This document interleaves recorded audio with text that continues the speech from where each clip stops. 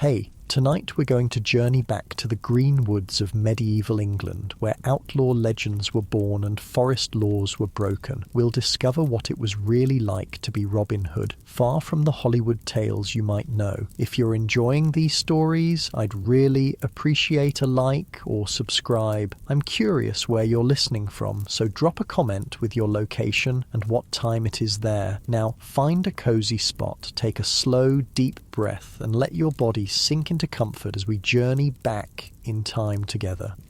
Congratulations, you've just woken up in 12th century England. The year is 1192, and King Richard the Lionheart is away fighting in the Crusades. His brother, Prince John, rules in his absence, and the forests of England are under the strictest laws imaginable.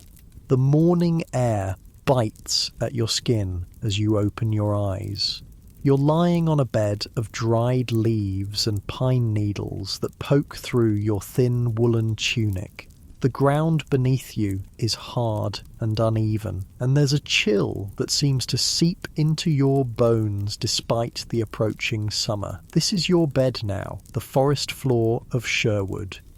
You flex your fingers, feeling the rough calluses that have formed over months of living wild. The skin on your palms is cracked from constant exposure to the elements. Good news, they've toughened up nicely. Bad news, they sting when you grip your longbow. And in this life, you need to grip that bow every single day. Nearby, Little John stirs on his own makeshift bed, his massive frame barely covered by the threadbare blanket he bartered from a travelling merchant 3 moons ago. His breath makes small clouds in the morning air. The others are still sleeping, Will Scarlet curled up tight against the cold, Much the miller's son, with his arm thrown over his face to block the emerging dawn light slanting through the ancient oaks.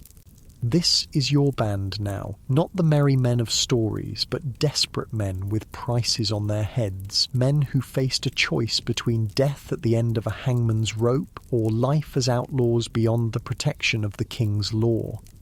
The smell of damp earth fills your nostrils as you sit up slowly, muscles aching from another night on the ground. Sleeping rough isn't romantic or adventurous. It's painful and exhausting. Your back never quite gets used to it, though it does get better with time. The first weeks were the worst, when every morning brought new pains and stiffness that made you question your choice to flee into the greenwood. You run your fingers through your hair, now long and tangled. There are no baths in the forest, just quick washes in cold streams when you dare to expose yourself to the chill. Your beard has grown thick, good for warmth, but itchy and lice-filled if you're not careful to keep it clean. Personal grooming becomes less important when you're focused on simply surviving. Little John groans as he sits up, his joints cracking loudly in the quiet of the dawn. Another day in paradise, he mutters, his voice gravelly from sleep and the constant dampness that seems to cling to everything in the forest. At least we're not hanging from the sheriff's gallows, you reply, the same response you give almost every morning. It's become a ritual between you, his complaint and your reminder that despite everything, you're still alive. Yet, he adds with a wry smile that doesn't reach his eyes, the smell of wood smoke reaches you before the sight of the small, carefully tended fire at the edge of your camp. Much is already awake after all, tending to the morning meal. The fire is small and the smoke minimal, a skill you've all had to master. A large fire would bring the sheriff's men down upon you faster than you could knock an arrow. Even this small one is a risk, but the morning is cold enough to justify it. You stretch, feeling every muscle protest after another night on the hard ground. Your stomach growls loudly, reminding you that dinner last night was meagre, a thin stew of wild onions and the last of a rabbit caught 2 days ago. Food is a constant worry. The forest provides, yes, but not consistently and not abundantly, especially when you're trying to avoid the foresters who patrol the King's Woods. The King's Woods. That's what got you here in the first place. The forest laws. You never think about how important a deer is until killing one makes you an outlaw, you murmur to yourself. Before you became Robin Hood, you were simply Robert, a yeoman with a small plot of land at the edge of the village. You weren't wealthy, but you weren't destitute either. You worked hard, paid your taxes, and kept your head down. Then came the harsh winter 3 years ago, when the crops failed and your family was starving. The forest, with its deer and boar, seemed like the answer to your prayers. But the forest belonged to the king. Every deer, every boar, every stick of timber was his by law, and the punishment for poaching was severe: blinding, mutilation, or death, depending on the mood of the sheriff and the local lord. You were caught with a freshly killed deer, its blood still warm on your hands. The choice was simple: stay and face the punishment, or run and become an outlaw. Wolf's Head, they called it. Caput lupinum, a man who could be hunted like a wolf, killed without consequence. A man with no legal rights, no protection under the law. You chose to run. The weight of your decision still sits heavy in your chest, especially in these quiet morning moments. You left behind a life, meagre though it was. You left behind the safety of known boundaries and laws, but most painfully, you left behind people, a wife whose face grows hazier in your memory with each passing month, a son who might not recognize you now. Will Scarlet stirs, mumbling something unintelligible before sitting up abruptly, his hand automatically reaching for the knife at his belt. Old habits die hard. Will was a soldier before he was an outlaw, and he wakes ready for battle every morning. "Just us, Will," you say softly. "No sheriff's men yet today." Will nods, his shoulders relaxing slightly. The permanent furrow between his brows eases just a fraction. He doesn't speak much in the mornings. None of you do, really. Mornings are for remembering what you've lost and steeling yourself for another day of survival. Much approaches with wooden bowls, crude things you've carved yourselves during the long winter evenings. "Breakfast," he announces without enthusiasm. Such as it is. The bowl contains a thin gruel made from the few oats you managed to steal from a passing merchant's cart 2 days ago. It's bland and barely warm, but it's something to fill the hollow in your stomach. "We need to hunt today," Little John says between mouthfuls. "Proper hunt, not just setting snares and hoping." You nod in agreement. Hunger has become your constant companion, gnawing at your insides with dull teeth. The forest is bountiful in summer, less so in spring, and winter is a constant battle against starvation. You've learned which roots can be eaten, which berries won't poison you, how to set snares for rabbits and squirrels. But sometimes only a deer will do, for its meat, its hide, its sinew for bowstrings. And every time you take a deer, you're reinforcing your status as an outlaw. It's a bitter irony. The very act that made you criminals is the act you must continue to perform to survive. North Ridge, you suggest. Saw tracks there yesterday. The others nod. There's no need for lengthy discussion. You've been living together in the forest long enough to communicate with minimal words. Survival breeds efficiency. After the meagre breakfast, you prepare for the day. Your longbow, the most precious possession you own, needs checking for any signs of warping from the damp. The string needs to be dry and taut. Your arrows, carefully stored in a leather quiver to protect them from moisture, need to be counted and inspected. This bow is your lifeline. With it, you feed yourself and your men. With it, you defend yourself against those who would capture you. With it, you occasionally rob the rich travellers who pass through the forest roads, though that's a rarer occurrence than the ballads would have you believe. Most travellers are as poor as you once were, with nothing worth taking. The longbow itself is a work of art and craftsmanship. You made it yourself, as all English yeomen learn to do. It's carved from a single piece of yew, the outer sapwood forming the back of the bow, the inner heartwood forming the belly. It stands as tall as you do, and drawing it requires strength built up over a lifetime of practice. Every English boy learns the longbow from the time he can stand. By law, actually, the king wants archers for his wars. The irony isn't lost on you that the very skill the king's law required you to master is now the skill that keeps you alive as you break the king's laws. As you check your bowstring, unwaxed hemp, carefully twisted and maintained, you can't help but remember the archery butts in your village where you practiced every Sunday after church. The camaraderie, the competition, the ale afterward. Another life. Ready? Little John asks, interrupting your memories. He carries a quarterstaff, a solid length of oak nearly 7 feet long. He's deadly with it, able to knock a man unconscious with a single swing. You've seen him do it. You nod, slinging your quiver over your shoulder and gripping your bow. The others are ready too, each with their preferred weapons. Will with his soldier's sword and knife, Much with his sling and pouch of carefully selected stones. Together, you move out from the camp, feet silent on the forest floor, another skill you've mastered by necessity. The damp earth cushions your steps, and you instinctively avoid twigs and dry leaves that might snap or crunch. You communicate with hand signals, pointing out tracks and signs. The forest is waking around you. Birds call from the branches above. Squirrels chitter as they race along the limbs, and occasionally you hear the rustle of something larger moving through the underbrush. Every sound makes you tense, ears straining to distinguish between natural forest noises and the approach of danger. The danger is real and constant. The Sheriff of Nottingham, not a fictional villain but a royal official tasked with upholding the king's law, has a standing bounty on your heads. His foresters patrol the woods regularly, and they know the forest almost as well as you do now.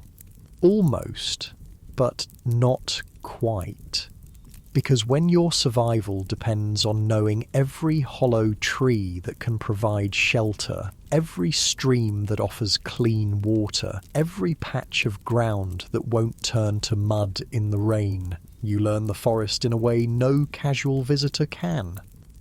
You follow deer tracks to a small clearing where the morning sun breaks through the canopy. There, grazing peacefully, is a young buck. Not the largest you've seen, but enough meat to feed you all for several days if properly preserved. Your movements become even more deliberate as you silently nock an arrow. The bow creaks slightly as you draw, a sound that seems thunderous in the quiet clearing but doesn't alert the deer. Your muscles strain against the pull. A hunting bow requires at least 100 pounds of draw weight, and holding it steady takes considerable strength.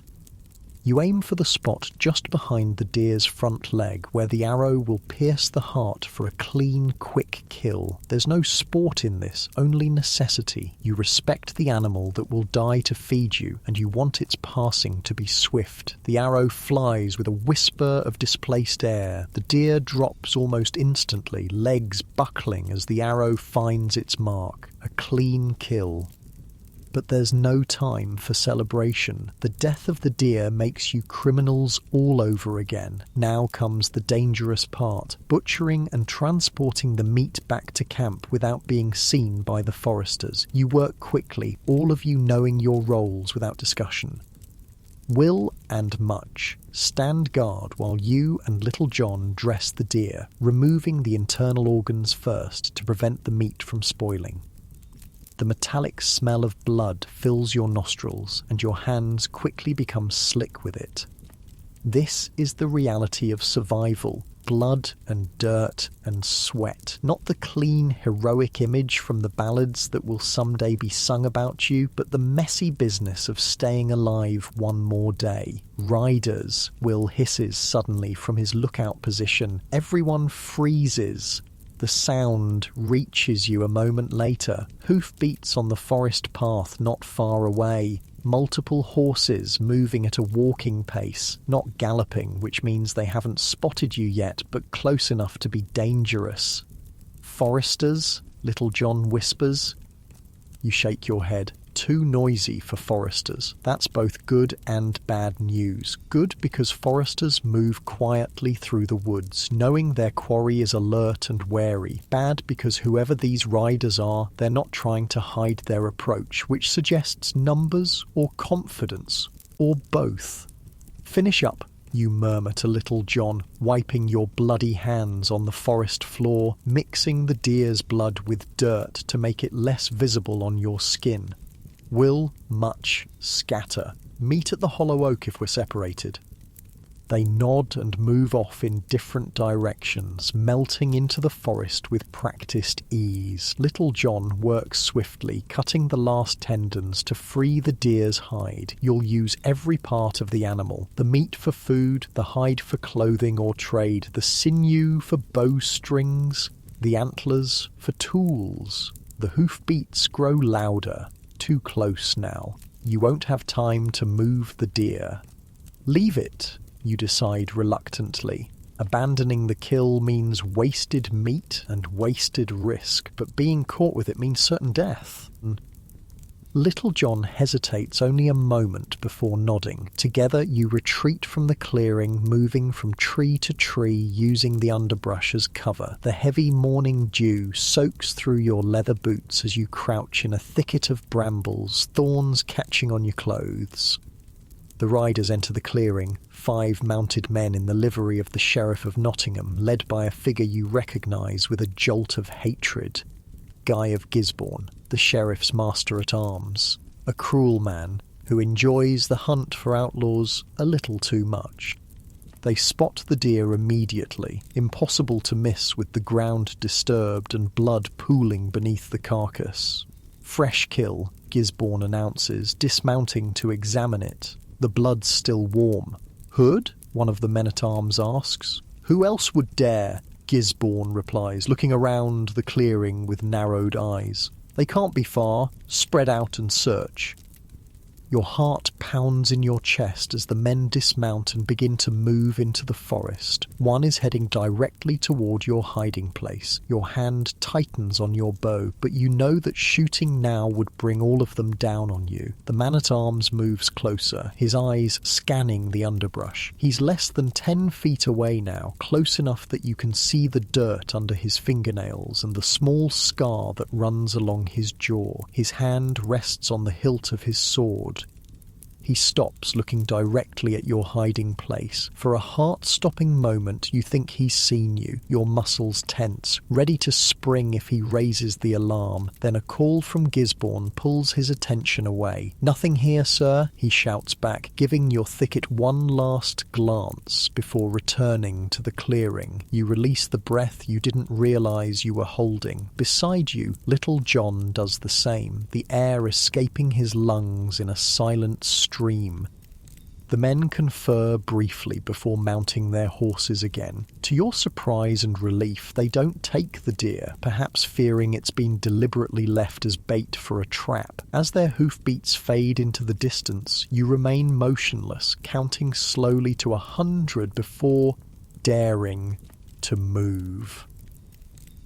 That was too close, Little John mutters as you finally emerge from hiding. Too close, you agree, returning to the deer. But we still have our dinner. This time you work even more quickly, quartering the deer and wrapping the portions in the hide for transport. The weight is substantial. A good-sized deer can provide 50 pounds of meat or more, but divided between you, it's manageable. With your precious cargo, you take a circuitous route back to camp, doubling back several times to ensure you're not being followed. The extra weight makes the journey harder, sweat soaking through your tunic despite the cool morning air. By the time you reach camp, the sun is high in the sky. Will and Much are already there, having made it back safely. The relief on their faces when they see you return with the meat is palpable. Started to think Gisborne had you, Will admits, helping to unload the deer portions. Nearly, you reply. But not today. Not today. It's another phrase that's become ritual among your band. Not today will we be caught. Not today will we hang. Not today will we die. One day at a time is how you survive as outlaws. The rest of the day is spent preserving the meat, some cut into strips to be smoked over a small, nearly smokeless fire of green wood, some rubbed with the precious little salt you have, some to be eaten fresh tonight. Nothing is wasted. You can't afford waste. As evening falls, and you sit around the small fire, bellies full for the first time in days, there's a rare moment of contentment. Will brings out a small wooden flute and plays a soft, melancholy tune, one of the few luxuries you allow yourselves. Music carries in the forest, but tonight you deem it worth the small risk. The flickering firelight catches on tired faces that, for once, aren't pinched with hunger. These men are your family now, bound not by blood but by circumstance and survival. They would die for you, as you would for them. It's a bond forged in constant danger and mutual dependence. Tell us about life before, Much asks suddenly. He's the youngest of your band, barely 20 summers old. Before the forest. You hesitate. Memories of your former life are both precious and painful. But tonight, with full bellies and the relative safety of your well-hidden camp, seems as good a time as any for stories. Before you begin, your voice low. I had a cottage at the edge of Loxley village. Nothing grand. 2 rooms with a thatched roof that leaked when the rain came from the west. But it was mine. Or at least, I thought it was mine.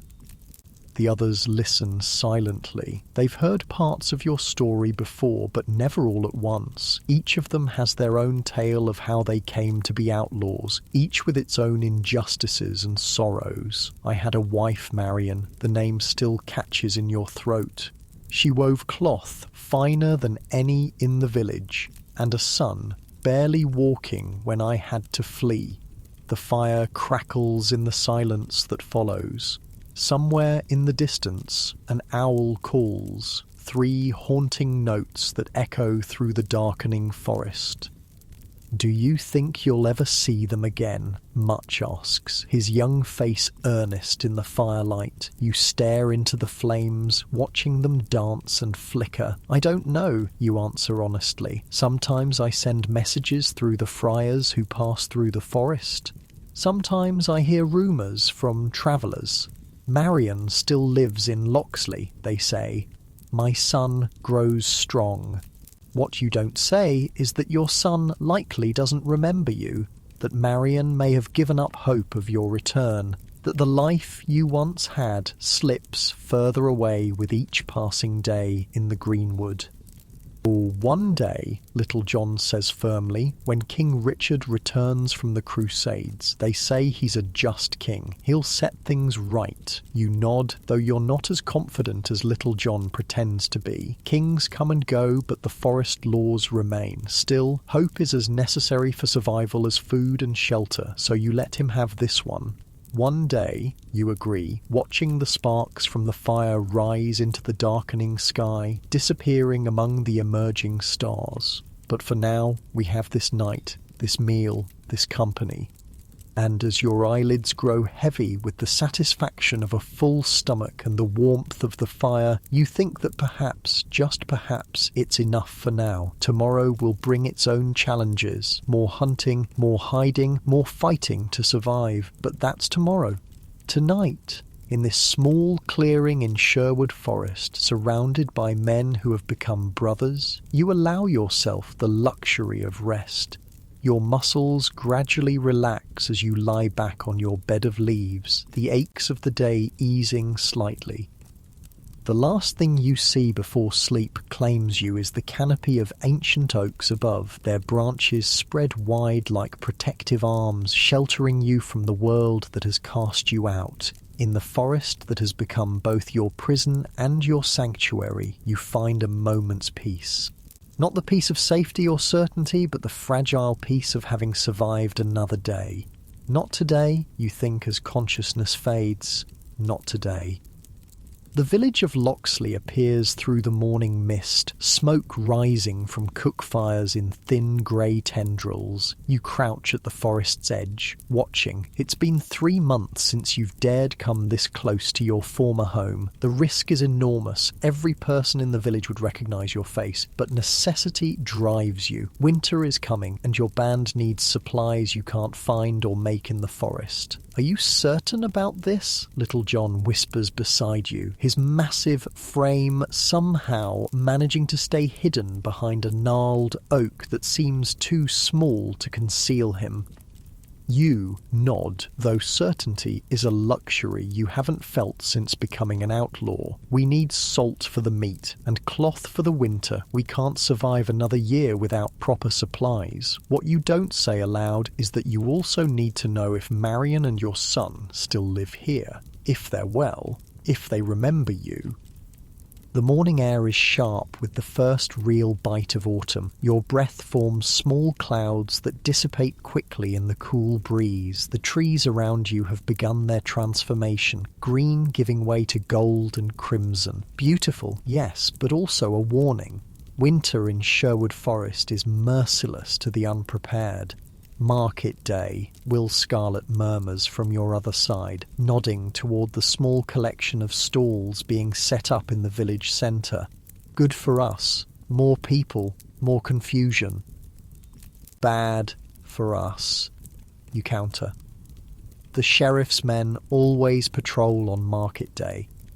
As if summoned by your words, 2 mounted men-at-arms in the sheriff's livery appear at the far end of the village, the rising sun glinting off their mail coifs. They ride slowly through the gathering crowd, eyes scanning faces, hands resting on sword hilts. Perfect, Will grins, his scar twisting his smile into something feral. Now we know where they are. You shake your head at his eagerness. Will has never lost his soldier's desire for confrontation, even when avoidance is the wiser path. We're not here to fight. We get what we need and leave without being seen. Your plan is simple enough. Much, being the least recognisable of your band, will enter the village openly to trade the small trinkets you've carved over the long summer evenings, wooden combs, spoons, bowls, for the supplies you need. The rest of you will wait at the forest's edge, ready to provide support if trouble arises. Much adjusts the rough sack containing your trade goods, his young face solemn with responsibility. What if someone recognises me? Keep your hood up and your head down, you tell him. Speak as little as possible. Remember, you're a traveller passing through, not a local. He nods, straightening his shoulders. And if I see Marion, the question catches you off guard, though it shouldn't. Much knows what this village means to you. Don't approach her, you say after a moment's hesitation. Don't risk drawing attention to her. Just tell me if she's well.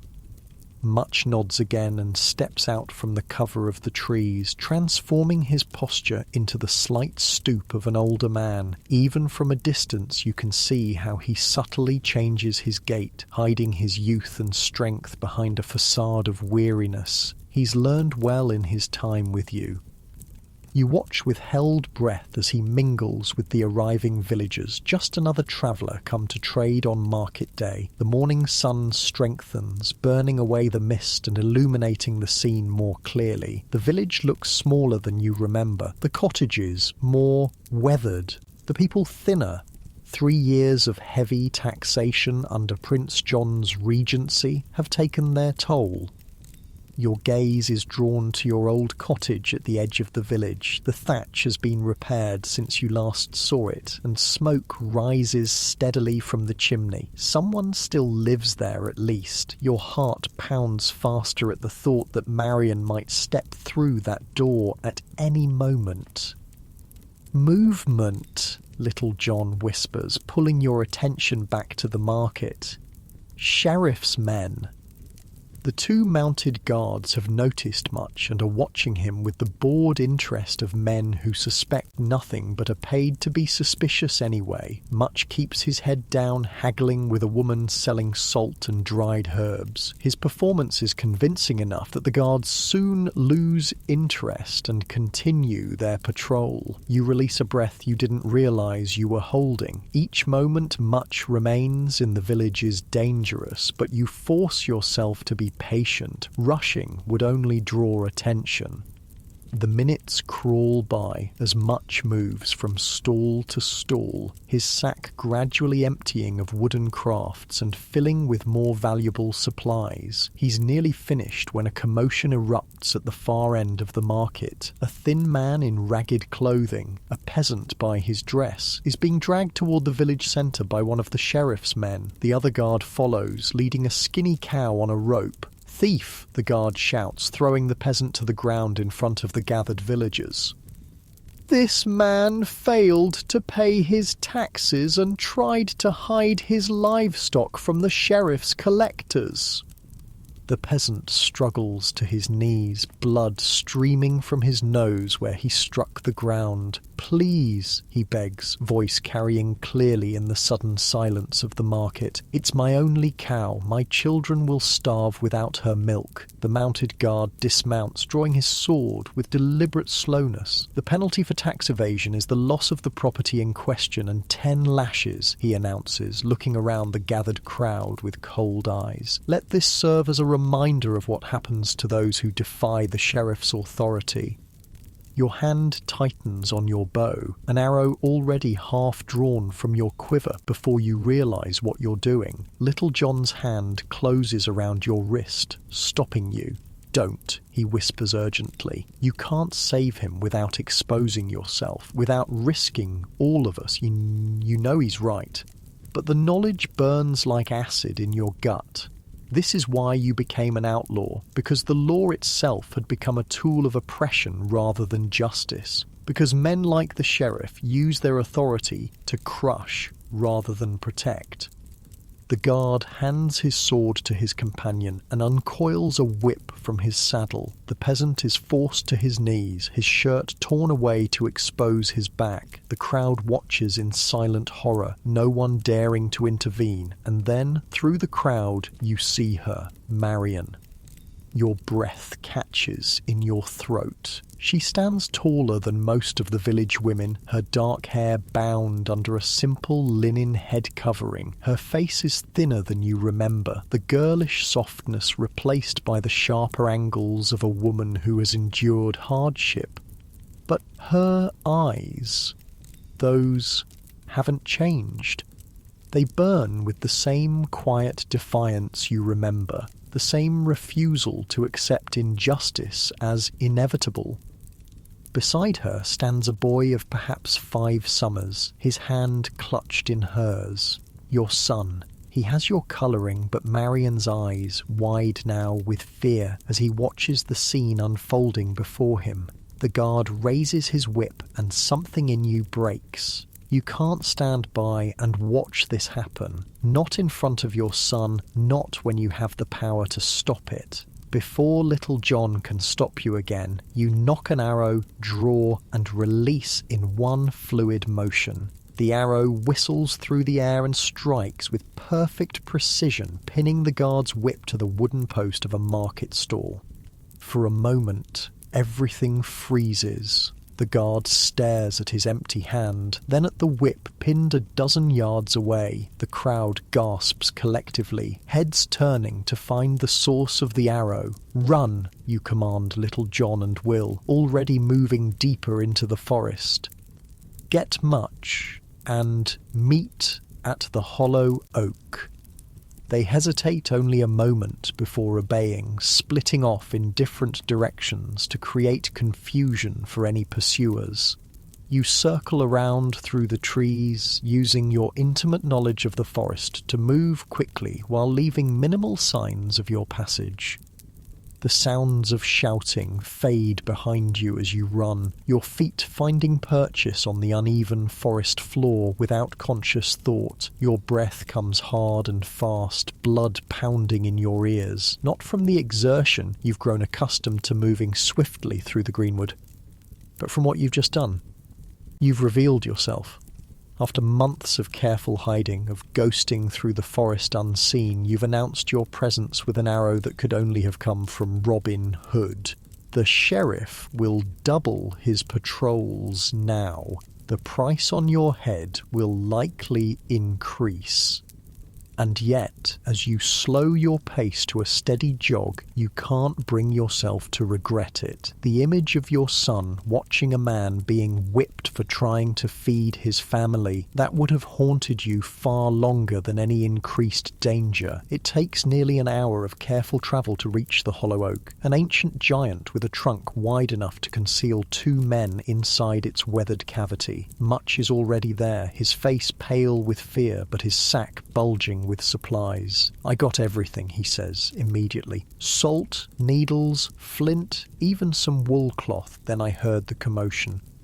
The sheriff's men, you ask, scanning the forest behind him for signs of pursuit. Much shakes his head. No sign of them following me. I think they're more interested in finding the archer. He gives you a pointed look. That was you, wasn't it? You nod, not bothering to deny it. Couldn't help myself. You never can, comes Will's voice as he materializes from the underbrush, moving as silently as a forest spirit. Little John follows a moment later, his size making stealth more difficult but still managing to approach unheard until he chooses to speak. We'll need to move camp, he says, without preamble. They'll be combing the forest by nightfall. Agreed, you say. The caves near the North Stream. Harder to find. Good escape routes. The decision made, you set off immediately, taking a circuitous route to avoid leaving an obvious trail. The day warms as the sun climbs higher, but the forest remains cool beneath the canopy of ancient oaks and beeches. Your feet move automatically, finding the quietest path through the underbrush, while your mind turns over the morning's events.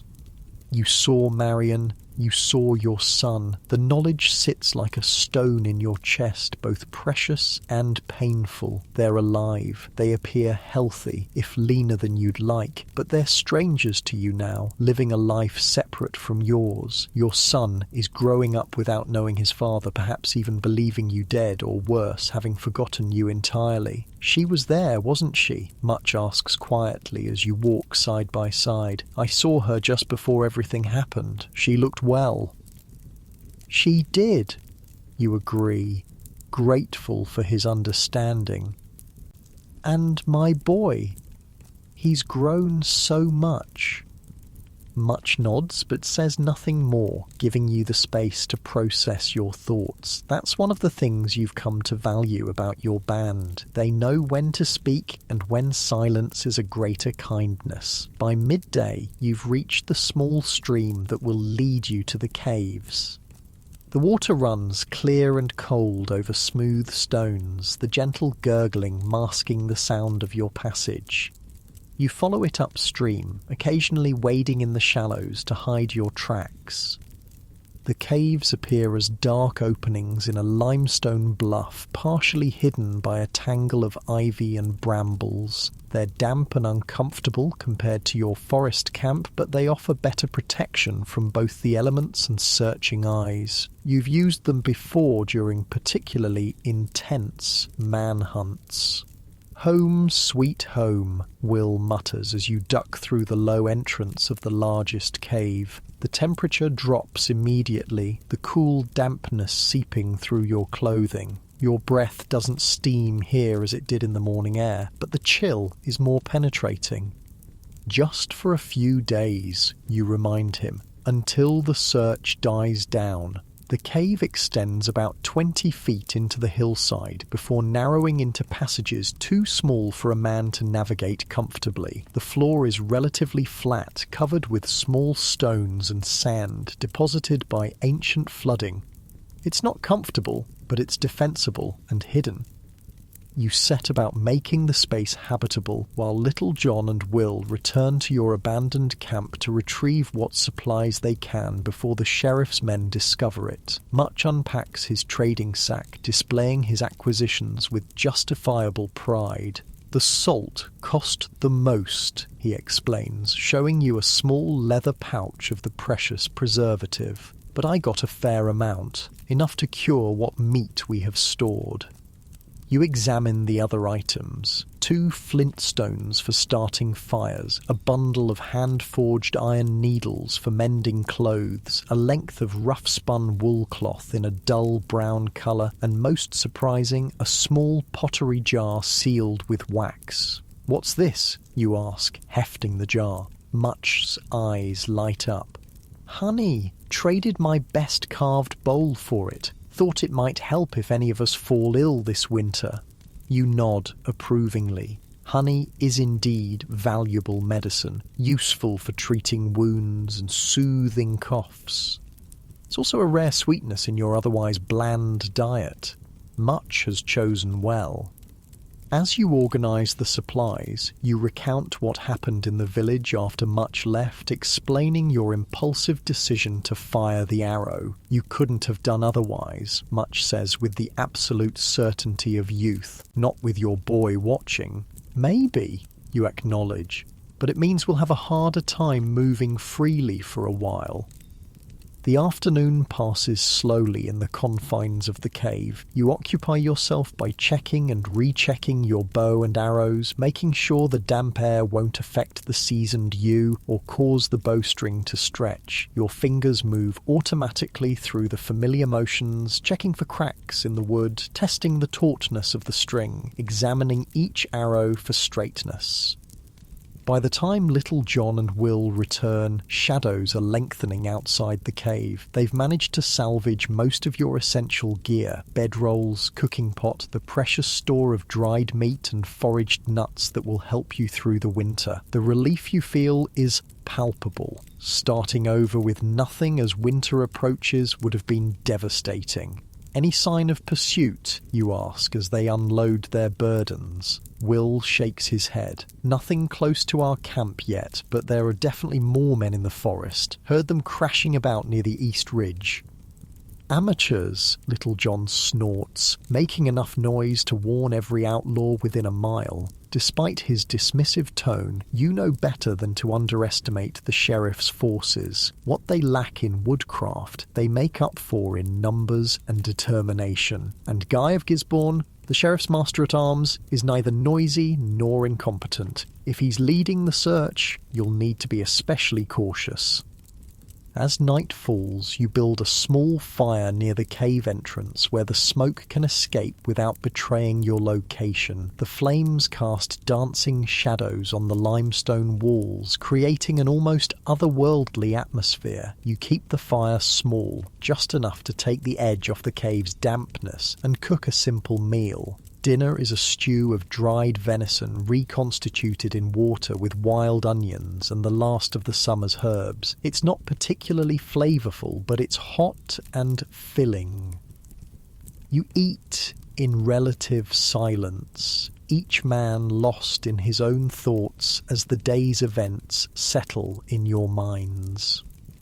After the meal, as you sit watching the fire burn down to embers, Little John breaks the silence. "What was it like?" he asks, seeing them again.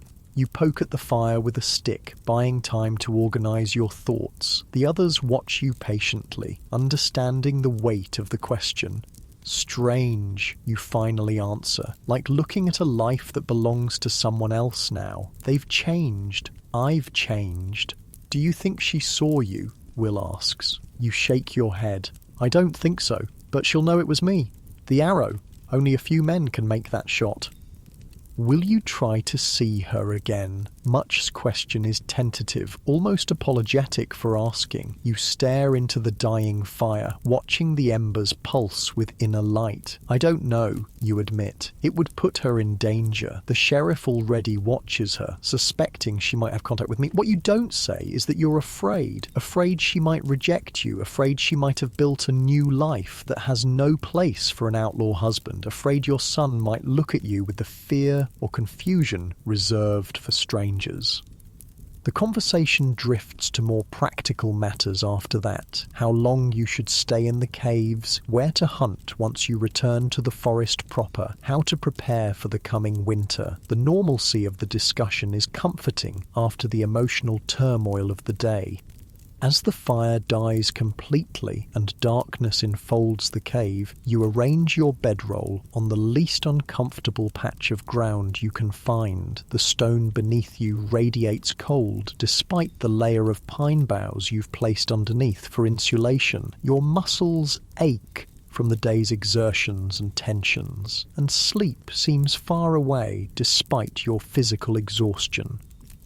In the darkness, you find your thoughts returning to the village, to Marion, to your son. You wonder what stories she tells him about his father. Does she speak of you as a hero, a villain, or simply a man who had to leave? Does she hold out hope for your return, or has she accepted your absence as permanent? These thoughts chase each other through your mind until they're interrupted by a sound at the cave entrance. A soft scuffing that could be the wind moving branches or could be something more concerning. You sit up silently, hand already reaching for your bow. The others are awake too, you can tell by the change in their breathing, by the subtle shift of weight as they reach for their weapons. Months in the forest have attuned you all to the slightest disturbances. A figure appears in the cave entrance, silhouetted against the marginally lighter darkness of the night outside. Your arrow is nocked and halfway drawn before a familiar voice stops you. "It's me," comes the whispered call of Alan Adale, the latest addition to your band. A wandering minstrel by trade, he occasionally serves as your eyes and ears in places where the rest of you dare not go. "I bring news." You lower your bow as Alan enters the cave, his lute slung across his back, as always. He moves to the remnants of the fire, kneeling to warm his hands over the fading heat. "The sheriff has doubled the bounty on your head," he announces without preamble. 500 gold pieces now for Robin Hood, 200 each for his known companions. A low whistle escapes Will's lips. "We've become expensive. There's more," Alan continues. "The incident at the market today has the sheriff in a rage. He's ordered the peasant who couldn't pay his taxes to be publicly hanged tomorrow as an example. Your stomach twists with guilt. Your intervention, meant to prevent a whipping, has instead condemned a man to death. The weight of responsibility settles heavily on your shoulders." "Where?" you ask, already knowing you can't allow this to happen. "Nottingham. The main square. At noon." Nottingham, the sheriff's stronghold, heavily guarded and supremely dangerous for you to approach. Yet the alternative, letting an innocent man die because of your actions, is unthinkable. "We can't just ride into Nottingham," Little John says, voicing the concern foremost in all your minds. "It would be suicide." "We don't need to ride in," you reply, an idea already forming. "We just need to prevent the hanging." "How?" Will demands. "There will be guards everywhere." You lean forward, lowering your voice even though there's no one to overhear. "The north road to Nottingham passes through Sherwood. They'll have to bring the prisoner that way." Understanding dawns on the faces around you. An ambush on the forest road would be dangerous, but far less so than attempting to rescue the prisoner in Nottingham itself. "How many guards do you think?" Little John asks Alan. The minstrel shrugs. "For a common peasant, no more than 4 or 5. They won't expect trouble on the road." They should, Will grins, his scar gleaming faintly in the dim light, especially in Sherwood. The plan comes together quickly. You know the perfect spot, a narrow section of the road where the forest crowds close on both sides, providing cover for an ambush. The timing will be crucial. Too early, and the guards might have time to send for reinforcements. Too late, and the prisoner will reach Nottingham, where rescue becomes nearly impossible. As the details are settled, a strange feeling spreads through your chest. For the first time since becoming an outlaw, you're not simply reacting to events, not just struggling to survive. You're choosing to act, to intervene, to right a wrong, even at great personal risk. This, you realise, is the moment something changes. The moment Robin the outlaw begins to become Robin Hood of legend. Get some rest, you tell the others as the plan is finalised. Tomorrow will test us all.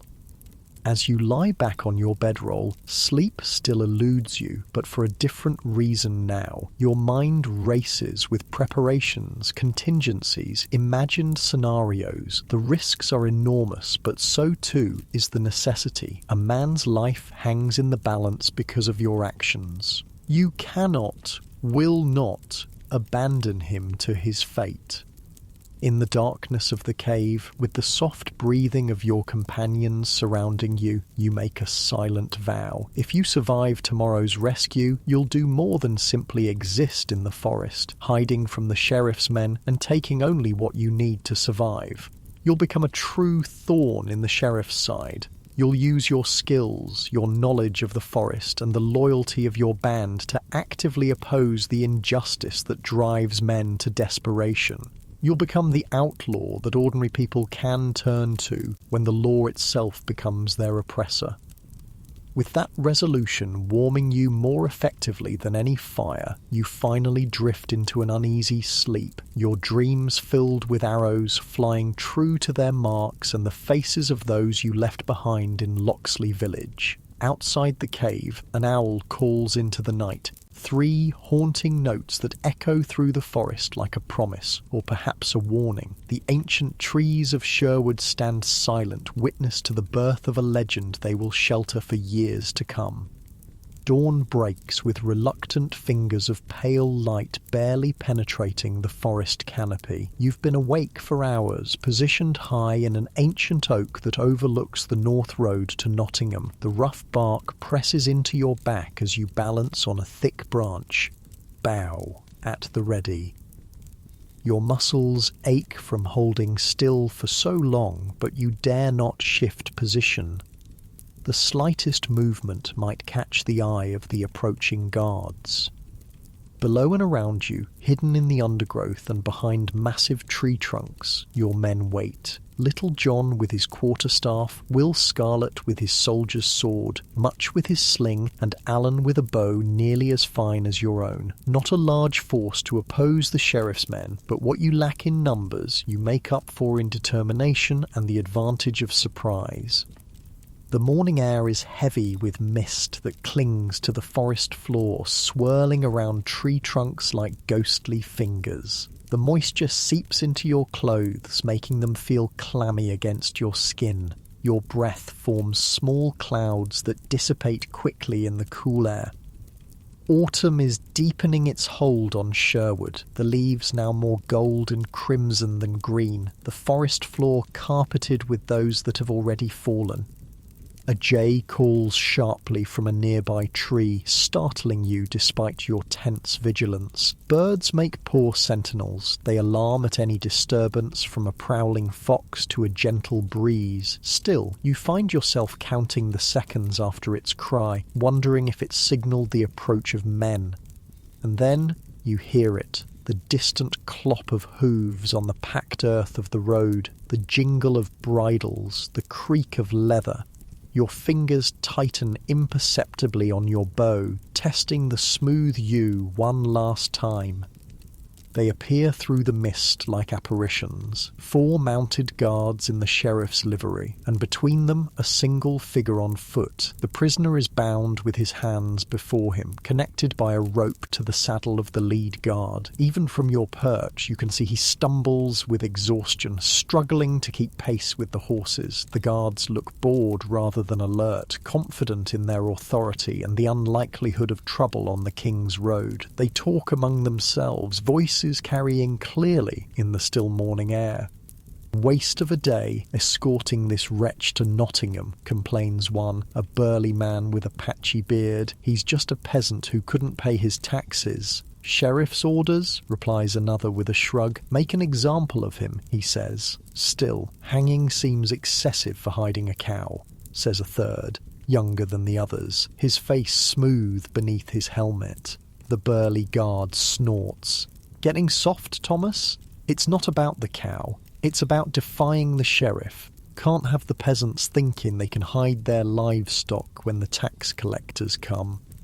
Your jaw tightens at the casual cruelty of their conversation. This is what the law has become. Not protection for the people, but a weapon to keep them compliant, to squeeze from them what little they have. The party approaches the narrowest point of the road, where the ancient oaks press closest to the path, their massive roots occasionally breaking through the surface of the packed earth. This is where you've chosen to strike. The spot offers the most cover for your men and the least room for the guards to manoeuvre their horses.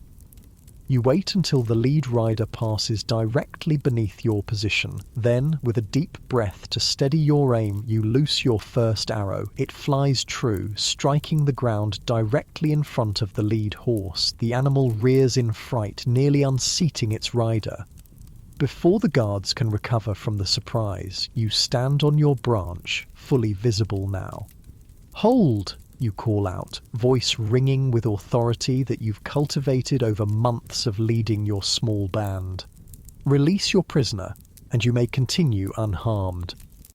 The guards reach for their swords, eyes scanning the trees. The burly one, clearly the leader, spots you and points. "Archer in the tree, get him!" Before he can finish the command, your men emerge from their hiding places, surrounding the small party. Little John steps onto the road, his quarterstaff held ready, blocking the path ahead. Will and Much appear on the opposite side, weapons drawn. Alan remains hidden, his bow trained on the guards from cover. "You're outnumbered," you inform them, knocking another arrow, "and outmatched. I won't ask again. Release the prisoner." The lead guard assesses the situation, eyes narrowing as he counts your visible men. His hand remains on his sword hilt, but he doesn't draw. "You're the one they call Hood," he says, more statement than question. "I am," you confirm, allowing a slight edge to enter your voice. "And I don't take kindly to men being hanged for trying to feed their families." The younger guard, Thomas, looks nervous now, his eyes darting between you and his companions. The prisoner stands frozen, hope and fear warring on his exhausted face. The lead guard spits on the ground. 4 outlaws against 4 of the sheriff's men. I like those odds. He begins to draw his sword. Your second arrow strikes before the blade clears its scabbard, pinning the guard's sleeve to his saddle. He yells in surprise and rage, trying to free himself as his horse dances nervously beneath him. "Would you like to reconsider?" you ask calmly, a third arrow already nocked and ready. What happens next unfolds in heartbeats. The remaining guards draw their swords, spurring their horses toward your men on the ground. Little John meets the charge with his quarterstaff, knocking one guard clean off his mount with a mighty swing. Will engages another, his soldier's training evident in the precision of his movements. Much uses his sling to send a stone whizzing past the third guard's ear, causing him to duck and lose control of his horse momentarily. You fire again, this time aiming for the rope binding the prisoner to the lead guard's saddle. The arrow severs it cleanly, freeing the peasant, who stumbles back in confusion. "Run to me," you shout to him, gesturing toward your tree. The man hesitates only a moment before dashing toward you, ducking beneath the flailing hooves of the guard's horses. The lead guard, having finally freed his sleeve from your arrow, makes a grab for him but misses. The skirmish is brief but fierce. Your men, though outnumbered, have the advantage of surprise and righteous anger. Within minutes, all 4 guards are disarmed, though not seriously injured. This is a deliberate choice. Killing the sheriff's men would only escalate the manhunt against you. You descend from your perch with practiced ease, bow slung across your back. The prisoner stares at you with wide eyes, hardly believing his sudden reversal of fortune. "Thank you," he breathes, his voice rough with emotion. "They were going to hang me for a cow." "No man should die for trying to feed his family," you reply, using your knife to cut his bonds. "What's your name?" "Edward," he answers, rubbing his chafed wrists. "Edward of Wickham Village." You nod, then turn your attention to the disarmed guards. The leader glares at you with undisguised hatred, while young Thomas looks more awed than angry. The other 2 simply appear resigned to their defeat. "You've made a grave mistake, Hood," the lead guard spits. "The sheriff will hunt you to the ends of the earth for this." "He was already doing that," you reply with a slight smile. "Now, we need to discuss terms." "We don't negotiate with outlaws," the guard sneers. "Then consider it instructions," you counter, gesturing for Little John to bring the horses. "You 4 will continue to Nottingham, but without your prisoner. You'll tell the sheriff that Robin Hood sends his regards and suggests he focus on catching real criminals rather than starving peasants." The guard laughs harshly. "And why would we deliver this message instead of simply reporting that you ambushed us?" "Because," you say, your voice hardening, "I'm allowing you to keep your lives and dignity." You return to Nottingham on foot without weapons, and the story spreads that Robin Hood bested the sheriff's men. You deliver my message, and at least you returned with your honour as soldiers intact. The threat is clear, though unspoken. Fail to deliver the message, and next time you might not be so merciful. Something in your expression must convince him, for the guard's face pales slightly. "You'll regret this, Hood. The sheriff has ways of dealing with outlaws." "I'm counting on him to try," you reply, signalling to your men to take the guards' weapons and gather the horses. Within minutes you've relieved the guards of anything useful. Swords, daggers, a small pouch of coins that was likely meant for their expenses in Nottingham, and of course, their mounts. The guards are left standing in the road, dishevelled but unharmed, as you lead your small party into the depths of Sherwood. You travel swiftly, taking a circuitous route back toward your cave hideout, frequently doubling back or splitting up temporarily to confuse any potential pursuit. The forest enfolds you in its protective embrace, the dense undergrowth and towering trees creating a natural labyrinth that only those intimately familiar with its secrets can navigate confidently.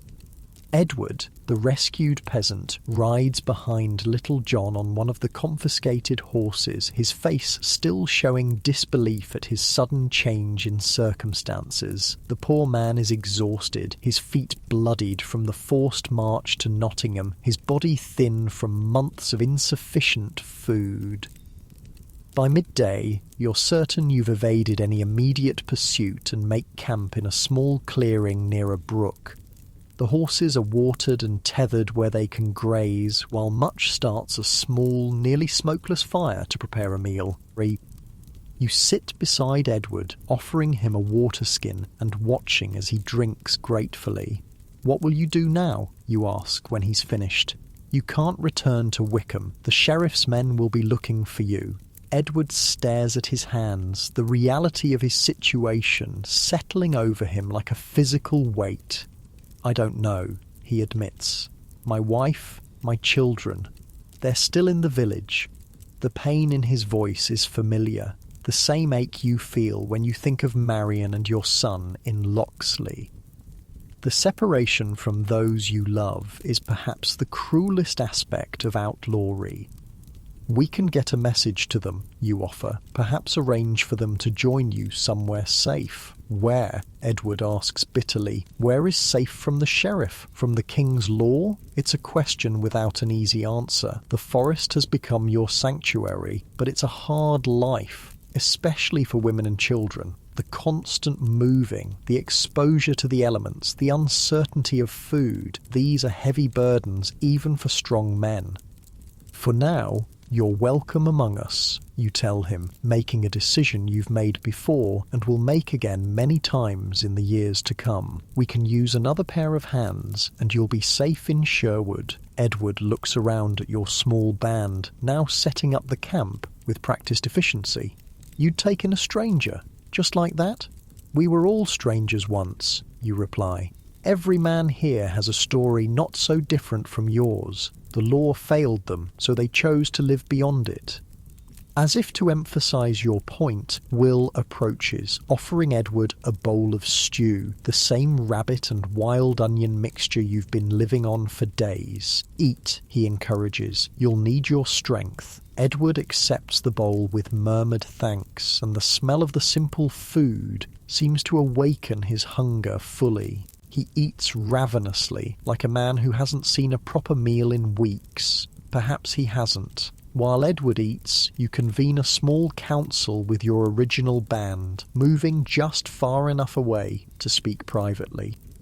We can't keep taking in every man the sheriff condemns, Little John points out, though his expression shows he takes no pleasure in saying it. Our resources are stretched thin as it is, with winter coming. What would you have me do, you ask, genuinely seeking his counsel rather than challenging him.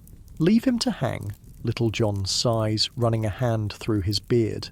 Of course not, but we need a better solution than adding another mouth to feed.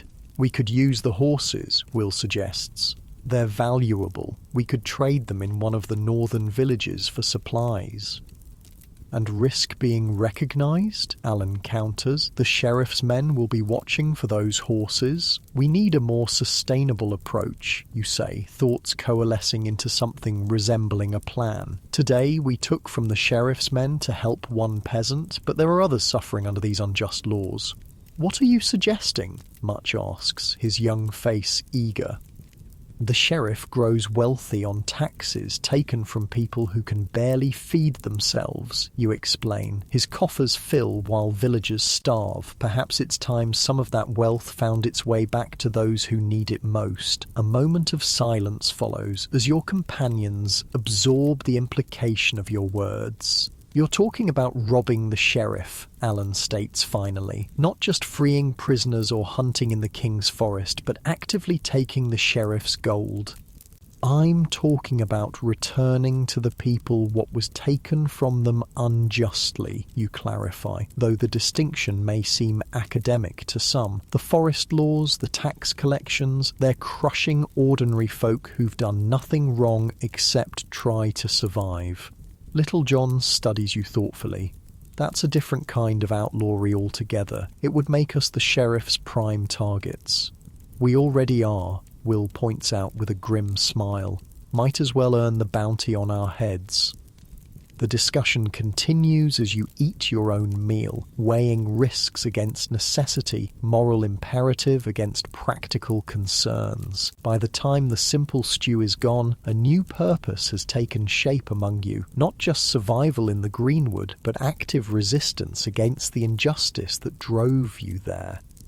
The afternoon brings practical tasks. The confiscated weapons need to be cleaned and assessed. The horses require proper care if they're to be useful. Edward needs instruction in the basics of forest survival if he's to join your band. Each man takes up his role without need for direction, the months of living together having established a natural rhythm to your cooperation.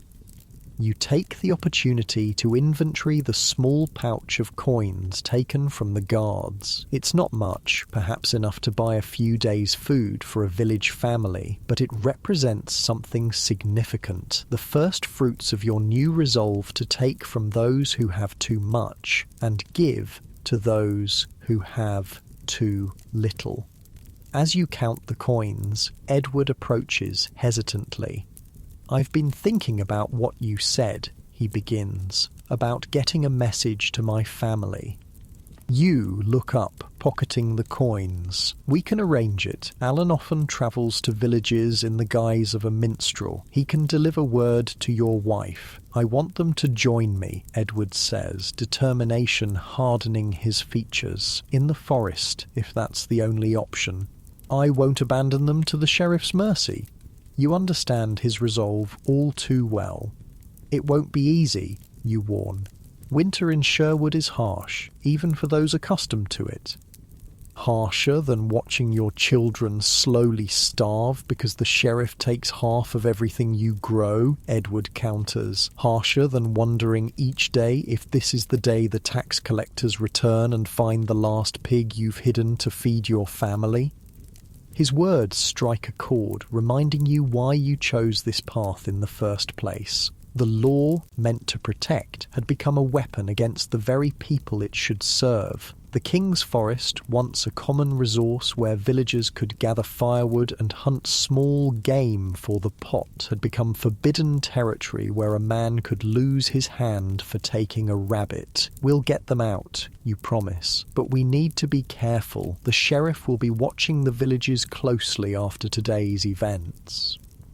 Edward nods, relief softening the lines of worry on his face. "Thank you for everything." As he walks away, Little John joins you, watching Edward's retreating figure. "Another family in the greenwood," he muses. "Soon we'll have our own village. Would that be so bad, you ask? A place where people could live freely without fear of unjust laws or greedy officials?" Little John considers this, his massive frame silhouetted against the afternoon sun filtering through the leaves. "A noble dream," he finally says, "but a dream nonetheless. The sheriff has men, weapons, the king's authority. We have boughs and the cover of trees. For now, you agree, but every day brings new injustices, and with them, new allies. The people are tired of being squeezed until they bleed." Little John nods thoughtfully. "So we become their champions, the protectors of the common folk against the sheriff's oppression?" "Someone must," you reply simply. The remainder of the day passes in preparation. You decide to move deeper into the forest, away from the roads where the sheriff's men will be searching with renewed vigour. The caves have served their purpose as a temporary shelter, but they're too confining for an extended stay, especially with the addition of Edward and eventually his family.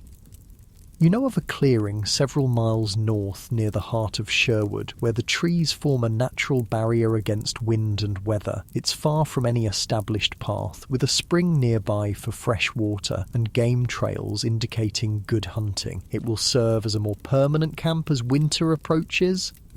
The journey takes the remainder of the daylight hours, winding through the deepest parts of the forest where few dare to venture. The trees here are ancient giants, their massive trunks wider than a man can reach around, their canopies so dense that in places it seems like twilight even at midday. Moss covers the forest floor in thick carpets, muffling your footsteps and creating an almost sacred hush. Edward gazes around in wonder as you travel.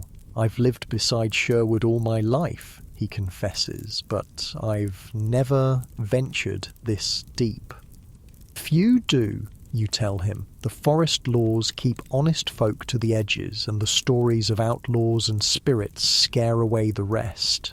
"Stories of men like you?" Edward asks with a hint of a smile. "Perhaps," you acknowledge, "though I suspect those tales grow more fantastic with each retelling. I've heard that Robin Hood can split an arrow at 100 paces and has never missed a shot." Little John, overhearing, laughs. "Tell that to the deer that escaped you last week."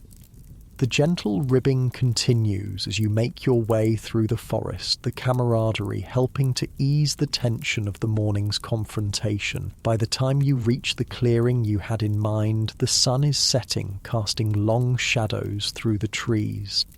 The clearing appears much as you remembered it, a natural opening in the forest about 50 paces across, surrounded by massive oaks and beeches. The spring bubbles up from between moss-covered rocks at one edge, forming a small stream that winds away into the trees.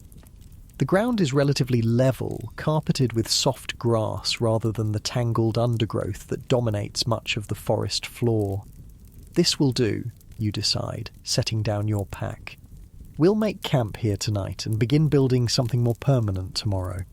As the others begin the familiar routine of setting up camp, you take a moment to stand alone at the edge of the clearing, watching the last light fade from the sky. The day's events replay in your mind: the ambush, the confrontation with the sheriff's men, the decision to actively oppose rather than merely evade. You've crossed a threshold today, though perhaps the path was inevitable from the moment you chose outlawry over submission to an unjust punishment. Still, there's something significant in the deliberate choice to become not just an outlaw, but a champion for those oppressed by the very laws that should protect them. The sound of Alan tuning his lute draws your attention back to the camp. Despite the day's exertions and the seriousness of your discussions, there's a lighter mood among your band tonight. Perhaps it's the success of the rescue, or the newfound purpose that seems to have energized everyone. Whatever the cause, you welcome it. As darkness falls completely, Much gets a small fire going, carefully tended to produce minimal smoke. The flames cast dancing shadows on the faces gathered around, highlighting expressions that seem more hopeful than you've seen in some time. Alan begins to play, his fingers drawing a lilting melody from the lute strings. It's a folk tune you recognise, one sung in village taverns throughout the region, but the words he sings are new. In Sherwood Forest, green and deep, where shadows dance and secrets keep, there lives a band of righteous men who take from rich to give again. Their leader, bold with bow in hand, defends the poor throughout the land. Robin Hood, the people's friend, on whom the helpless may depend. The impromptu ballad continues, recounting the day's rescue in terms far more heroic than the reality. By the final verse, Edward is wiping away tears, and even the usually stoic Will is smiling. Is that how they'll remember us, do you think? Much asks when the song ends. As heroes? That depends on who's doing the remembering, you reply. To the sheriff, we'll always be criminals. To those we help, perhaps something else. The conversation turns to plans for the new camp, what structures you'll need before winter sets in, how to make them weather-tight yet concealable, where to position lookouts. The practical concerns of survival haven't vanished with your new purpose. If anything, they've become more complex with the addition of Edward and soon his family. As the fire burns low and the night deepens, your companions gradually retire to their bedrolls, exhausted from the day's events. You take the first watch, as you often do, settling with your back against a massive oak at the edge of the clearing. The forest at night is never truly silent. Owls call from the branches above, their haunting voices carrying through the darkness. Small creatures rustle in the underbrush, going about their nocturnal business. The leaves whisper as a gentle breeze passes through the canopy. A soothing, almost musical sound.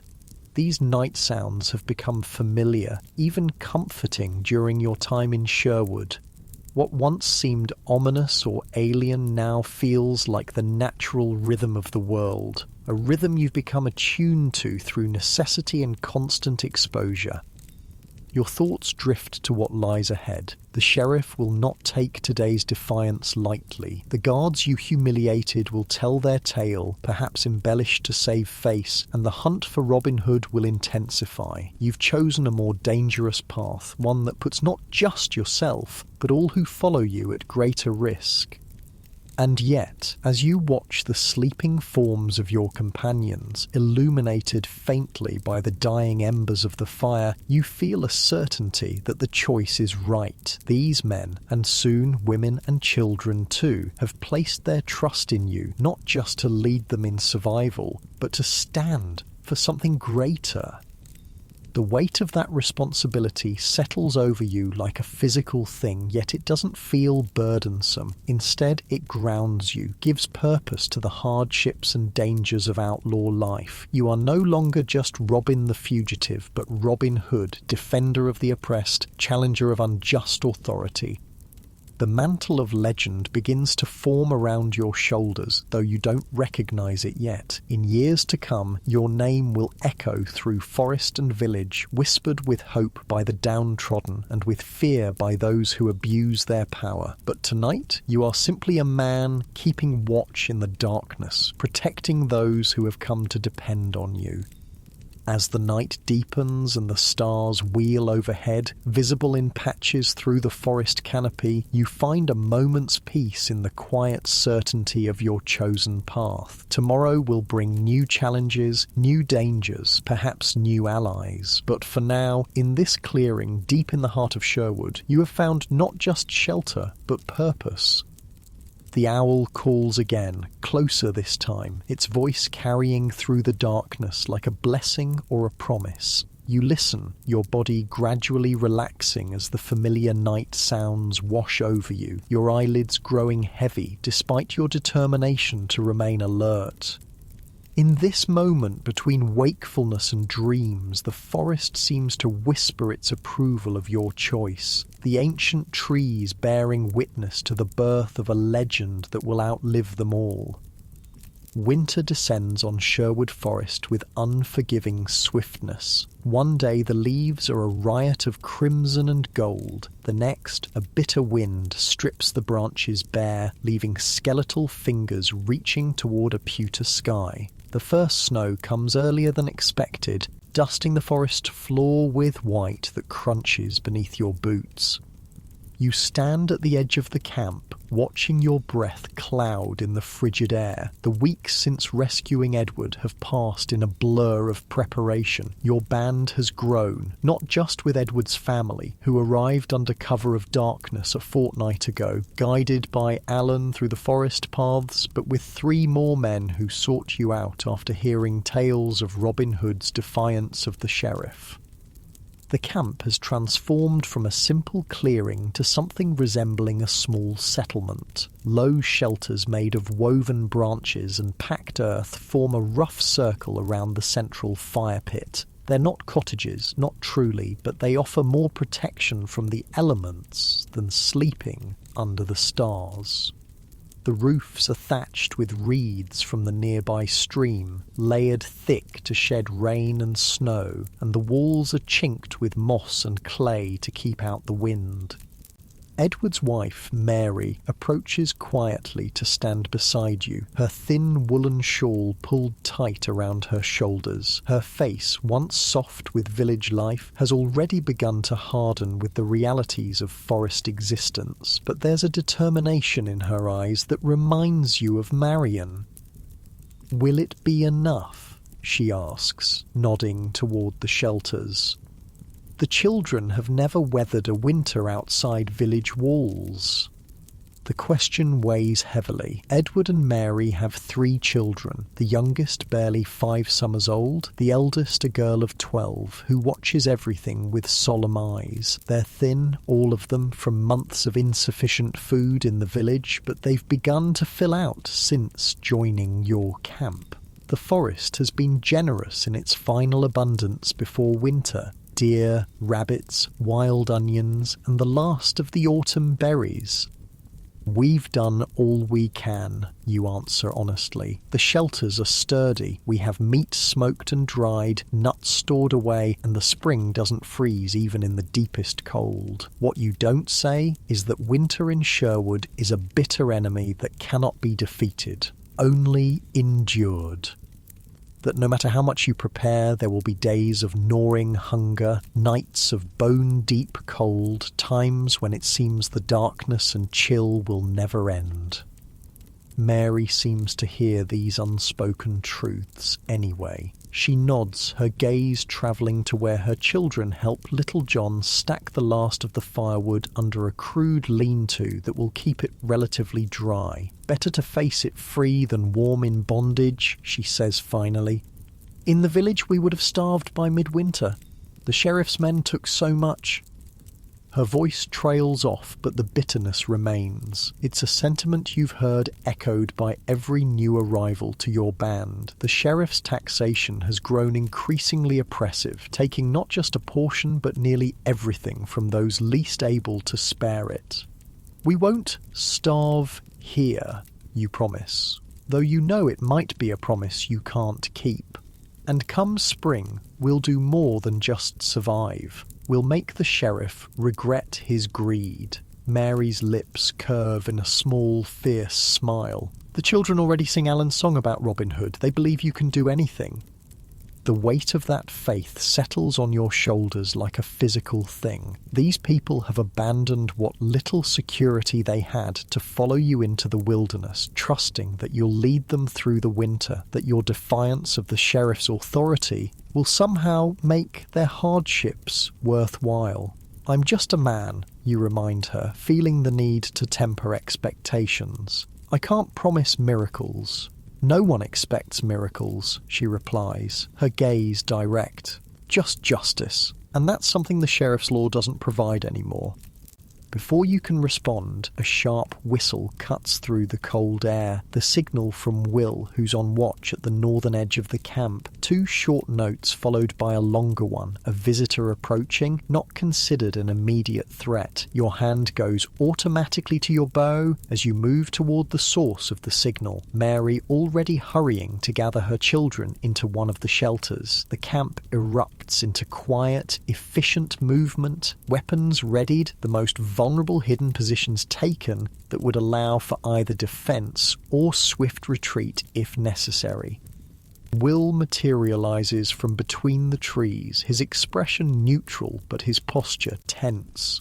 Friar, he reports simply, coming along the stream path, alone as far as I can tell. You nod, some of the tension easing from your shoulders. A lone friar is unlikely to pose a physical threat, though he could certainly report your location to the sheriff if allowed to leave freely. Still, the wandering holy men have generally been allies rather than enemies to your band, bringing news from the villages and occasionally small amounts of food or medicine.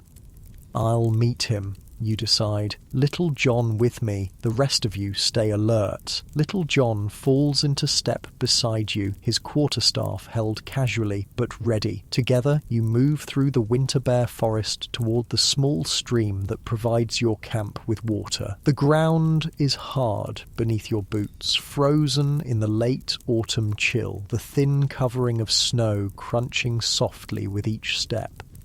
You spot the friar before he sees you, a round figure in a brown robe, the hood pulled up against the cold. He moves slowly along the stream bank, occasionally stopping to examine something on the ground or in the water. There's something familiar about his gait, the way he holds his head.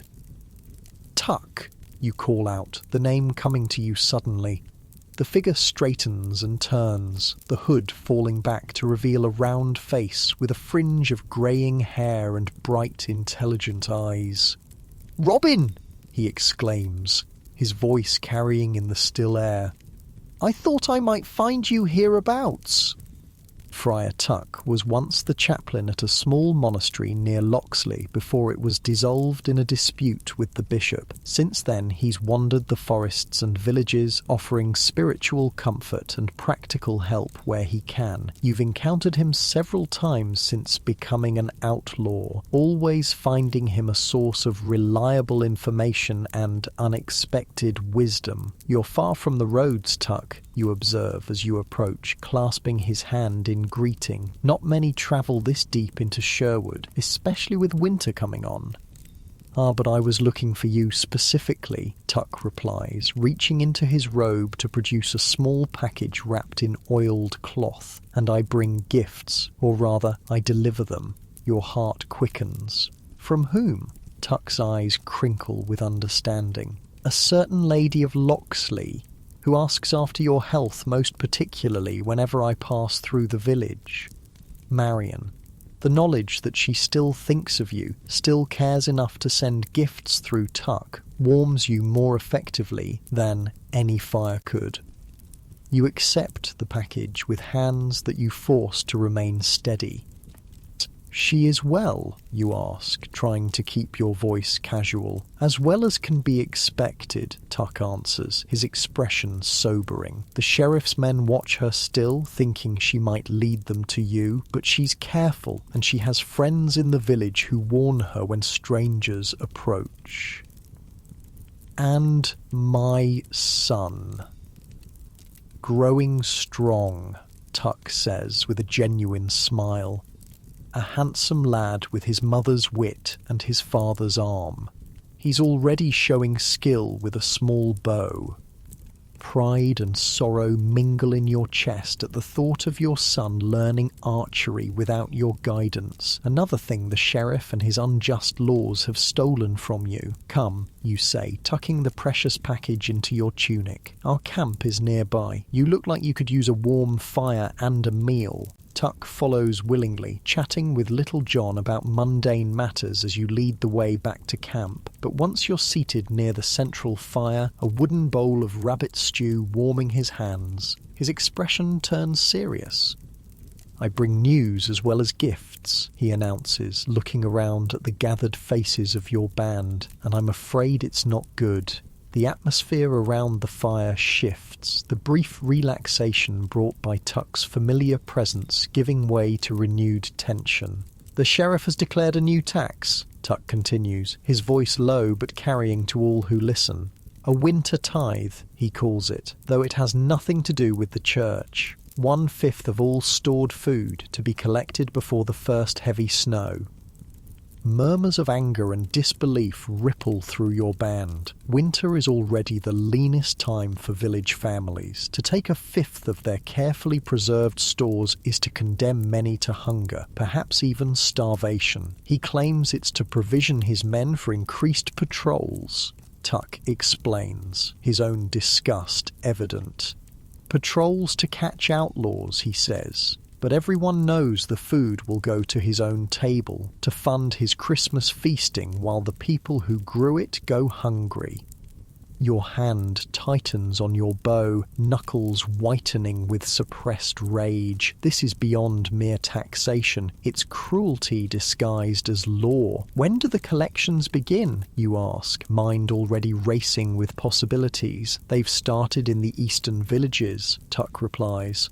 "Locksley will be among the last, perhaps 3 days from now." 3 days. Not much time to plan, but perhaps enough. "What are you thinking, Robin?" Little John asks, knowing the look on your face all too well. "I'm thinking it's time the sheriff's men learned that taking from those who have little comes with consequences," you answer, the beginnings of a plan taking shape. "I'm thinking it's time Robin Hood truly earned his reputation." The discussion that follows is intense, with various members of your band offering suggestions, pointing out potential problems, debating the risks versus the necessity. Tuck listens silently for a time before clearing his throat. "If I may," he says, drawing all eyes to him, "the people already speak of you as a defender against injustice. The tale of how you rescued Edward has spread to every village in the Shire, but tales alone won't feed hungry children when the snow lies deep." "What are you suggesting, Friar?" you ask, though you suspect you know. "That Robin Hood become more than just a defiant outlaw," Tuck says simply. "That he become a symbol of hope, not just by opposing the sheriff's men, but by actively helping those they harm."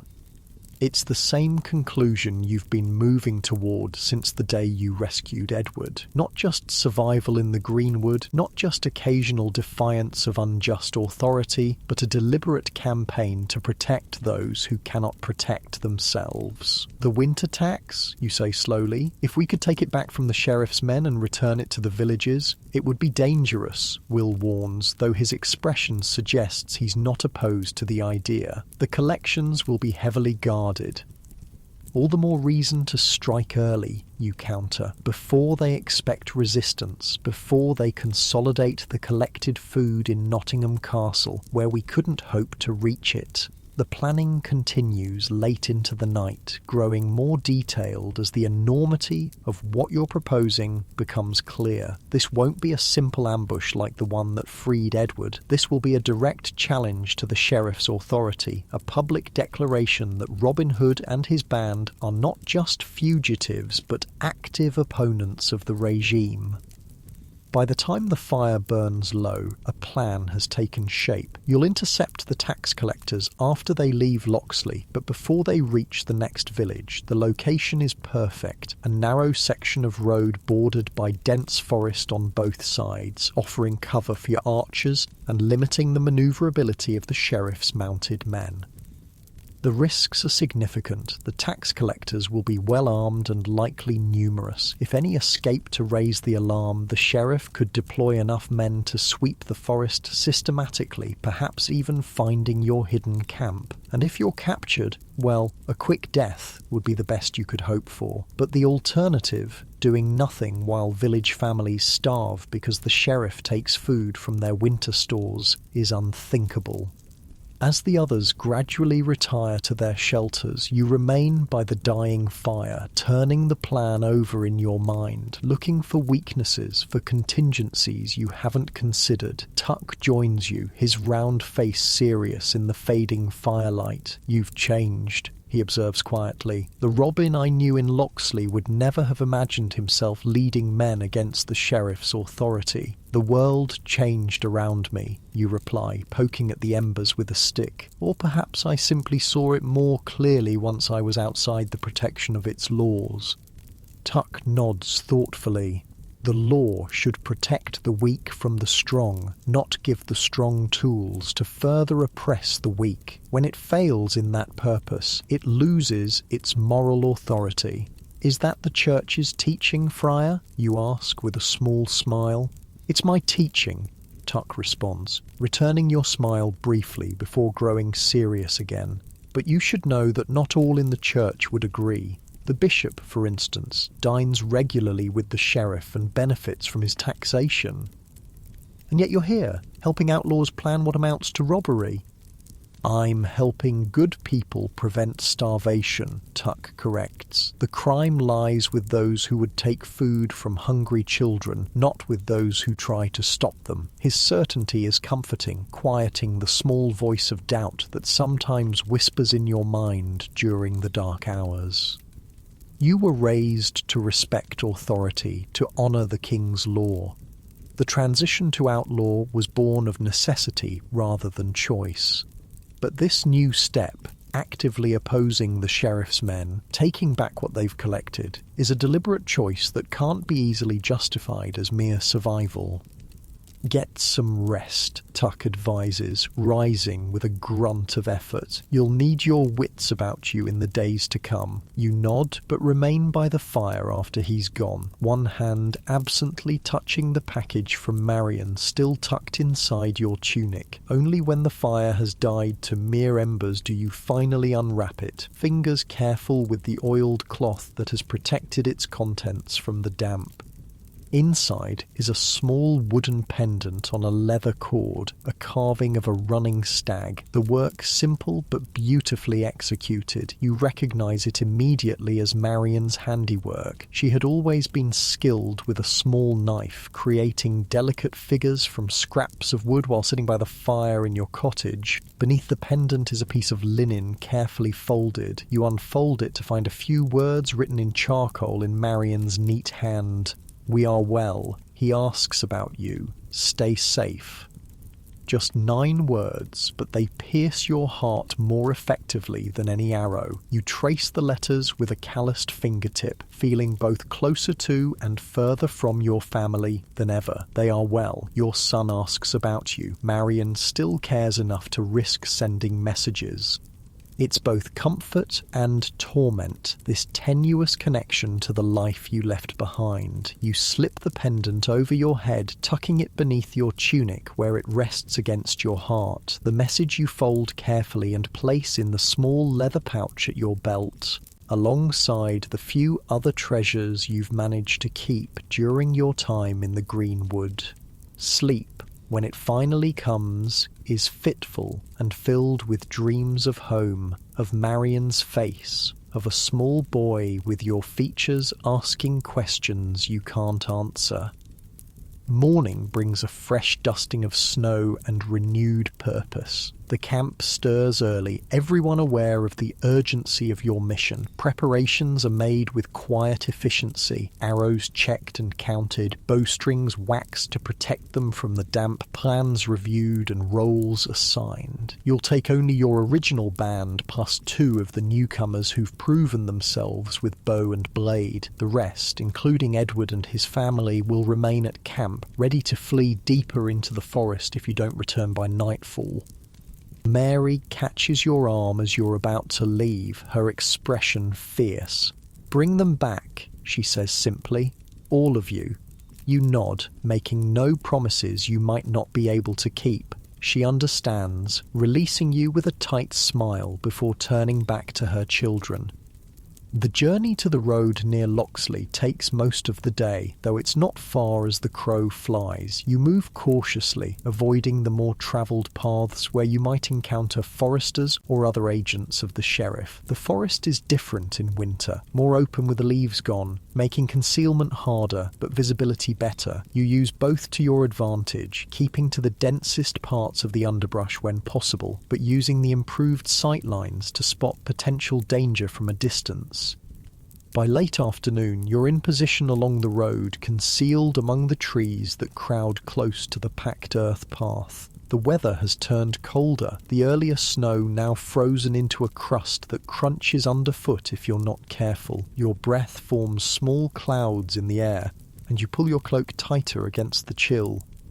The waiting is always the hardest part. Your muscles grow stiff in the cold, and it takes conscious effort to flex them periodically, ensuring you'll be ready to move quickly when the time comes. Your mind drifts despite your best efforts, returning to the small camp in the heart of Sherwood, to Marian's message, to the weight of responsibility you've taken on. The sound of approaching horses snaps you back to full alertness. You signal silently to your hidden companions, then peer carefully through the screen of bare branches that conceals your position. They appear around the bend in the road, 6 mounted men-at-arms in the sheriff's livery, surrounding a large cart drawn by a pair of plough horses. The cart is laden with sacks and barrels, the winter tithe collected from Loxley and perhaps other villages already. 6 guards. More than you expected, but not enough to make you reconsider. Your band is evenly matched in numbers, and you have the advantage of surprise and position. You wait until the cart is directly opposite your hiding place before standing and stepping onto the road, bow in hand but arrow not yet nocked. The guards react immediately, hands going to sword hilts, eyes widening in recognition as they take in your distinctive Lincoln green tunic and the longbow that has become synonymous with Robin Hood. "Hold," you call out, your voice carrying clearly in the still winter air. "I have no quarrel with you men personally, but I cannot allow you to take food from those who will starve without it." The lead guard, a grizzled veteran with a scar running along his jawline, laughs harshly. "Bold words from one man against 6, Hood. Who said I was alone?" you reply, as your companions emerge from the trees on both sides of the road, bows drawn and aimed at the guards. The guards tense, some drawing swords partially before realizing they're surrounded and outmatched. Arrows against swords in open ground is no contest, and they know it. The sheriff won't take kindly to this, the lead guard warns, though his posture suggests he's already considering surrender. He'll hang every man in Loxley to find those who helped you. "No one in Loxley helped me," you reply truthfully. "This is between the sheriff and Robin Hood. Tell him that when you return to Nottingham." "Return?" the guard asks, confusion evident. "You're letting us go?" "Once we've relieved you of your cargo, yes," you confirm. "I have no desire to shed blood unnecessarily. Surrender the cart, and you can return to Nottingham unharmed." There's a moment of tense silence as the guards exchange glances, weighing their options. Then the leader gives a curt nod and they begin to dismount slowly, hands held away from their weapons. Wise choice, you acknowledge, finally allowing yourself to breathe normally again. You hadn't been certain they would yield without a fight.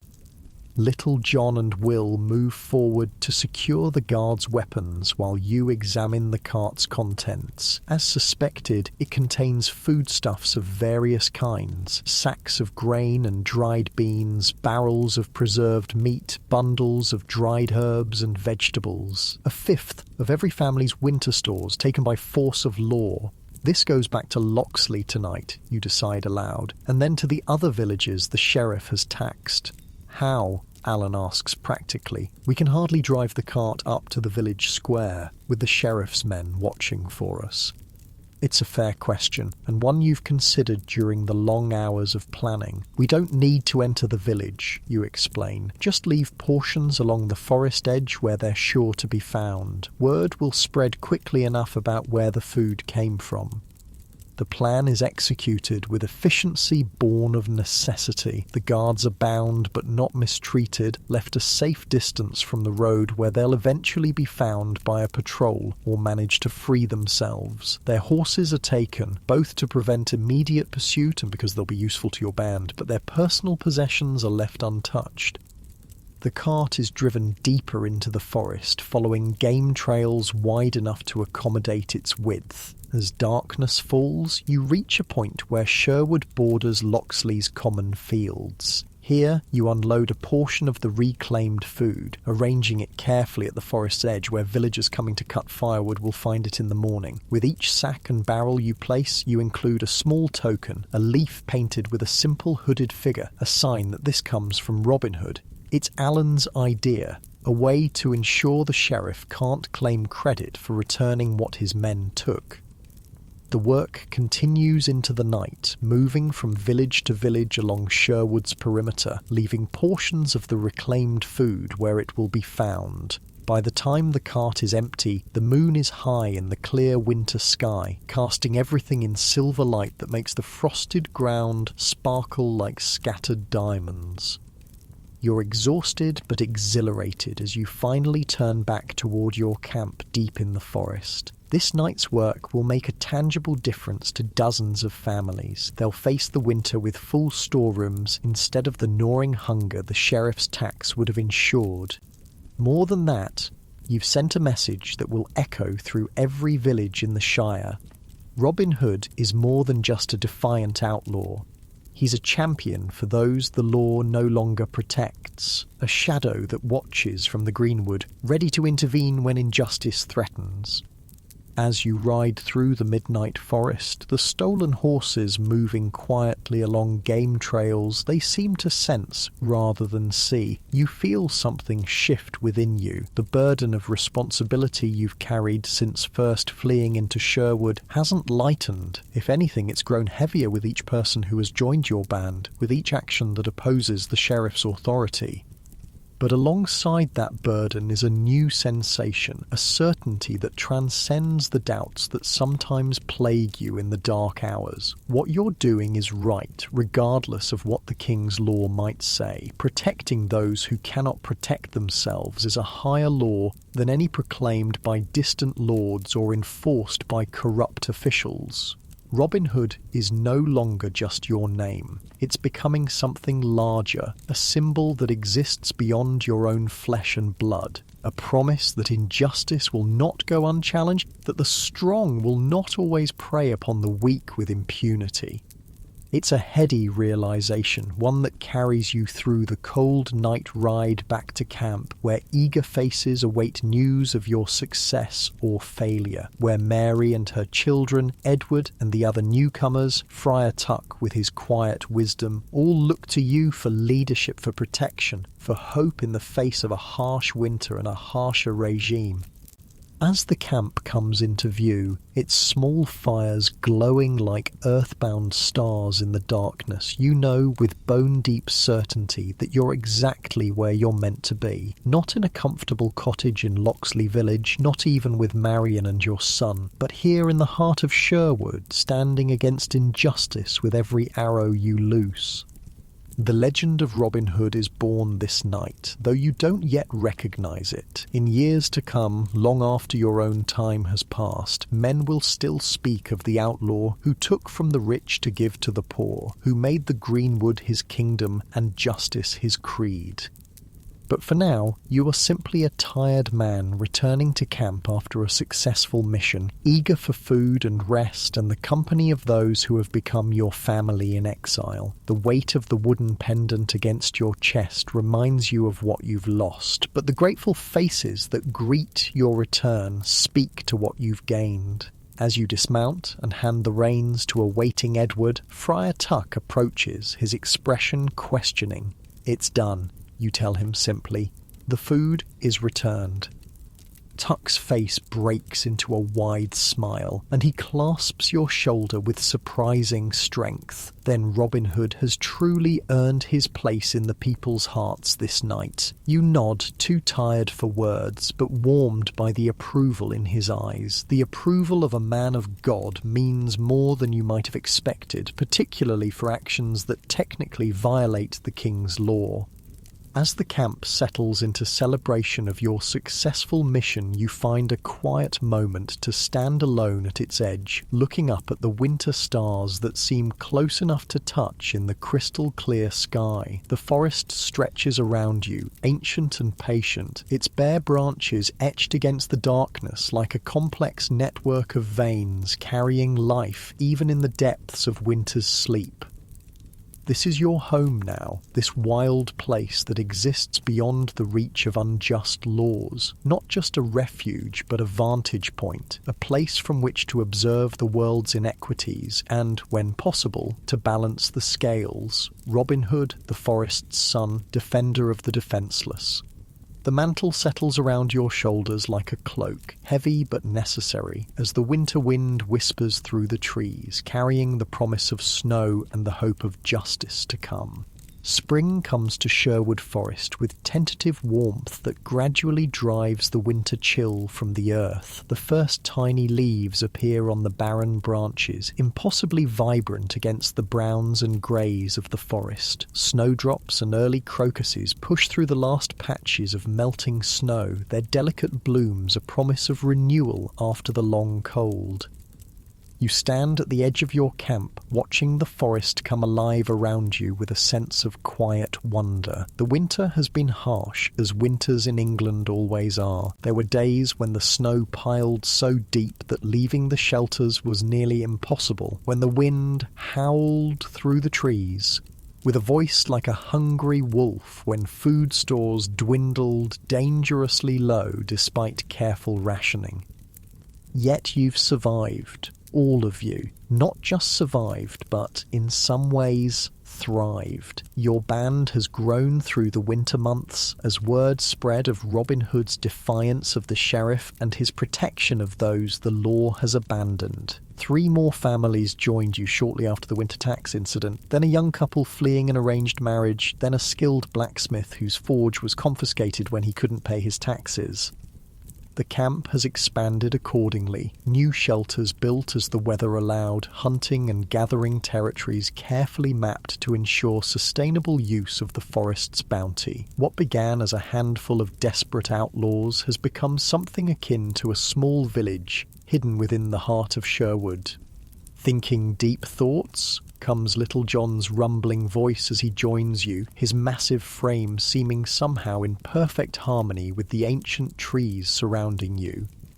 Wondering what summer will bring, you reply, nodding toward the signs of spring's advance. The forest offers more cover when in full leaf, but also brings more travellers through Sherwood, more of the sheriff's men as well. Little John nods, understanding the implications.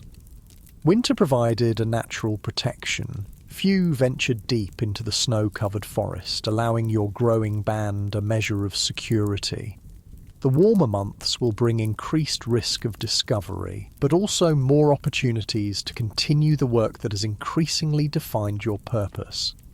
The people call you the Prince of Thieves now, Little John says with a slight smile. Alan heard it in Nottingham Market. They say you can shoot an arrow through the sheriff's window from a mile away and steal the coins from his purse while he sleeps. You laugh, shaking your head at the absurdity. The tales grow taller with each telling.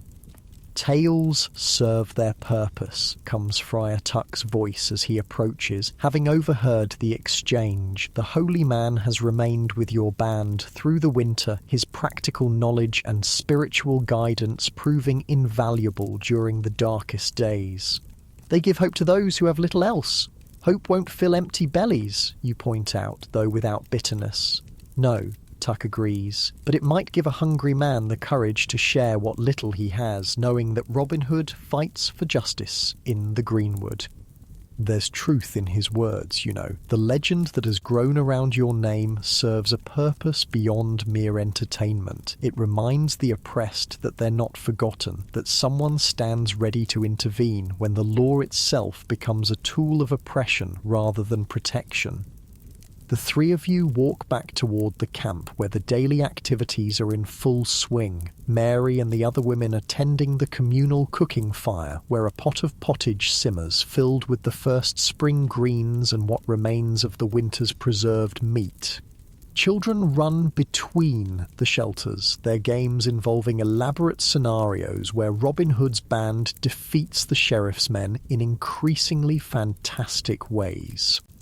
Edward and the blacksmith, Simon, work at a small forge they've constructed well away from the main camp, the smoke from its fire carefully dispersed to avoid creating a visible plume that might attract unwanted attention. They're fashioning arrowheads from what metal you've been able to acquire. Some traded for with the surplus from successful hunts, some taken from the sheriff's men during confrontations. Will Scarlet approaches as you enter the clearing, his scarred face serious. "Scouts have returned," he reports without preamble. "Attacks caravan on the North Road, heavily guarded." Your pulse quickens at the news. Since the winter tax incident, you've intercepted 3 more caravans carrying collected taxes or supplies for the sheriff's men. Each success has further cemented Robin Hood's reputation among the common folk, while increasing the sheriff's determination to capture you. How heavily guarded, you ask, the tactical considerations already forming in your mind. 10 mounted men-at-arms, Will answers. Chainmail, swords, 3 with crossbows, escorting 2 wagons covered with oiled cloth. Contents unknown, but the way they're guarded suggests value. 10 against your usual raiding party of 6 or 7. Poor odds, especially with crossbows involved. The mechanical weapons lack the range and accuracy of your longbows, but require far less training to use effectively, making them the preferred choice for the sheriff's less skilled men. When will they pass the Gallows Oak crossing? You ask, referring to a spot on the North Road that has proven advantageous for previous ambushes. By midday tomorrow, if they maintain their current pace, Will replies. You nod, considering. Too many for a direct confrontation. We'll need a different approach. The planning session that follows involves your core band, those who've been with you from the beginning, whose skills and judgment you trust implicitly. Ideas are proposed, debated, refined, and occasionally discarded as impractical or too risky. What about the ravine passage? Little John suggests eventually. The road narrows there with steep slopes on either side. Even mounted men would struggle to manoeuvre effectively. The ravine has only one exit, Will counters, always the strategic thinker. If we're discovered before the wagons enter, we'd be trapped. Not if we create a diversion at the entrance first, you muse, an idea taking shape. Something to draw the guards' attention, make them focus on the wrong threat. The plan gradually coalesces. Alan, disguised as a simple traveller, will appear to be robbed by Will and Much at the entrance to the ravine, creating a disturbance that draws the guards' attention. Meanwhile, you, Little John, and two others will position yourselves along the ravine walls, ready to disable the wagons and overwhelm the remaining guards once they've entered the narrow passage. As the details are finalised, Friar Tuck watches with a thoughtful expression. "Have you considered," he asks during a lull in the discussion, "what these wagons might contain? If it's simply the sheriff's gold, that's one matter, but if it's supplies intended for the castle garrison..." The implication is clear. Taking gold from the sheriff to return to the overtaxed people is central to your mission, but interfering with supplies for the king's soldiers, men who serve the crown, rather than the sheriff personally, edges closer to treason than mere outlawry. "We'll assess the contents before deciding," you determine after a moment's consideration. "If it's tax money or the sheriff's personal goods, we take it. If it's military supplies or provisions for the general garrison, we let it pass." The others nod in agreement, understanding the distinction. Your quarrel is with the sheriff and his abuse of power, not with the crown itself. Despite your outlaw status, you still consider yourself a loyal subject of King Richard, awaiting his return from the Crusades to set right the injustices that have flourished under his brother's regency. As the meeting concludes and your companions disperse to prepare for tomorrow's mission, Tuck remains, his expression suggesting he has more to say. "What's troubling you, Friar?" you ask, recognising the familiar furrow between his brows. "Nothing you haven't already considered, I'm sure," he replies, falling into step beside you as you walk toward the quiet edge of the camp. "But I wonder about the path you're on, Robin. Each successful raid against the sheriff's men emboldens you, drives you to take greater risks." "Someone must stand against injustice," you remind him, echoing a sentiment you've expressed before. "Indeed," Tuck agrees, "but at what cost to yourself? To those who follow you? The sheriff's determination to capture Robin Hood grows with each humiliation you inflict upon him." You stop walking, turning to face him directly. "Would you have me do nothing? Watch from the safety of the greenwood while families starve because the sheriff takes what little they have?"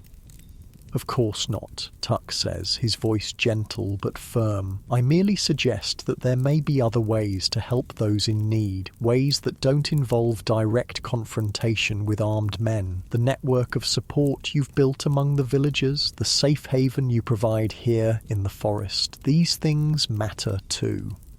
His words give you pause. Tuck has a gift for cutting to the heart of matters, for seeing beyond the immediate satisfaction of action to the broader consequences. The reputation of Robin Hood now extends far beyond Sherwood, with tales of your exploits told in taverns and around hearthfires throughout the Shire and beyond. That reputation has power, perhaps more than you fully appreciated. "What would you suggest?" you ask, genuinely curious. Tuck strokes his chin thoughtfully. "The sheriff's power lies in fear as much as in armed men. Fear keeps the villagers from resisting his excessive taxation, from speaking out against injustices, but fear can be overcome by hope, by the knowledge that they are not alone. And Robin Hood gives them that hope," you conclude, understanding his point. "Exactly. The legend may ultimately prove more powerful than the man. Consider how you might use that legend to inspire resistance beyond what you and your band can accomplish directly." The conversation stays with you as you prepare for the next day's mission, checking your bow, selecting arrows, ensuring your small knife is sharp and secure in its sheath. Tuck's perspective adds a new dimension to your thinking, not just about tomorrow's ambush, but about the purpose your outlaw existence has gradually assumed. You sleep fitfully that night. Your dreams a confused jumble of images: Marion's face, the sheriff's sneer, a stag running through moonlit woods, an arrow in flight that never reaches its target. You wake before dawn, the camp still quiet around you except for the soft footsteps of the night watch being relieved by the morning sentries. A light mist clings to the forest floor as your raiding party sets out, weaving between ancient trees that drip with dew. The early spring sun struggles to penetrate the dissipating fog, creating an ethereal quality to the familiar woodland. Your breath still forms small clouds in the cool morning air, but there's a promise of warmth in the gentle breeze that occasionally stirs the branches above. You travel swiftly but cautiously, using the natural features of the forest to conceal your passage. By mid-morning, you've reached the vicinity of the ravine, where you plan to intercept the tax caravan. It's a natural formation where the land falls away sharply on either side of the road, creating a passage about 100 yards long with steep wooded slopes rising 20 feet or more above the packed earth path. You separate according to the plan, each person taking up their assigned position with practiced efficiency. Alan continues along the road, his lute slung across his back, the picture of a harmless travelling minstrel. Will and Much conceal themselves near the entrance to the ravine, ready to stage their fake robbery when the caravan approaches. You, Little John, and 2 others climb the slopes to position yourselves along the ravine walls, hidden among the trees and brush that provide cover even in the early stages of spring growth. The waiting is always the hardest part. Your muscles grow tense from holding still for so long, and your mind fills with contingencies, imagined scenarios, potential complications. What if the guards don't fall for the diversion? What if there are more men than your scouts observed? What if the wagons contain something unexpected? The sound of approaching hooves and creaking wagon wheels snaps you back to full alertness. You peer carefully through the screen of young leaves that conceals your position, watching as the caravan comes into view along the road. The guards match Will's description. 10 mounted men in the sheriff's livery, chainmail glinting in the strengthening sunlight, swords at their sides and shields bearing the sheriff's emblem slung across their backs. 3 indeed carry crossbows, though the weapons are currently unloaded, balanced across their saddles. The 2 wagons follow, heavy wooden constructions with high sides covered by oiled cloth to protect their contents from the elements. Each is drawn by a team of 4 horses, suggesting significant weight. As the caravan approaches the entrance to the ravine, Alan appears on the road ahead, walking with the unhurried gait of a man without pressing concerns. He appears to notice the approaching guards, stepping to the side of the road to let them pass, his posture carefully crafted to project harmless deference. The timing is perfect. Just as the lead guards draw level with Alan, Will and Much burst from the underbrush, brandishing their weapons and shouting demands for the minstrel's valuables. The commotion immediately draws the attention of the guards, several calling out warnings as they reach for their weapons. The diversion works exactly as planned. While the guards at the front of the caravan focus on the apparent robbery, you and your companions on the ravine slopes prepare to strike. The wagons continue into the narrow passage, flanked by the remaining guards, who are now on high alert, but looking outward rather than up.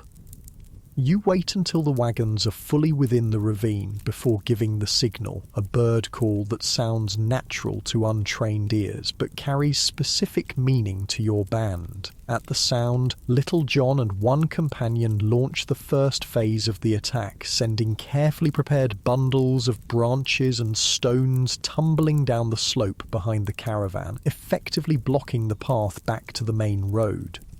The guards react with predictable confusion, wheeling their horses to face this new threat. In that moment of disorientation, you and your other companion loose your first arrows, aiming not for the men, but for the wagon teams. The arrows strike the ground directly in front of the lead horses, causing them to rear in fright, further adding to the chaos. The battle that follows is brief but intense. The guards, realizing they're under attack from the ravine slopes, attempt to organize a defense, but their position is fundamentally disadvantageous. Your elevated position allows you to fire down upon them with relative impunity, while they struggle to maneuver their horses in the narrow space. 2 guards fall to your arrows, non-lethal shots to the shoulder and leg that disable without killing. Another is knocked from his saddle by a well-aimed stone from your companion's sling. Little John and his partner descend the slope in a controlled slide, entering the fray directly. Their longer weapons, quarterstaff and spear, providing reach advantage against the mounted men's swords. From the ravine entrance comes the sound of further fighting as Will and Much engage the guards who responded to the initial diversion. Alan's voice rises in convincing terror, adding to the impression that he's simply an unfortunate traveller caught in the middle.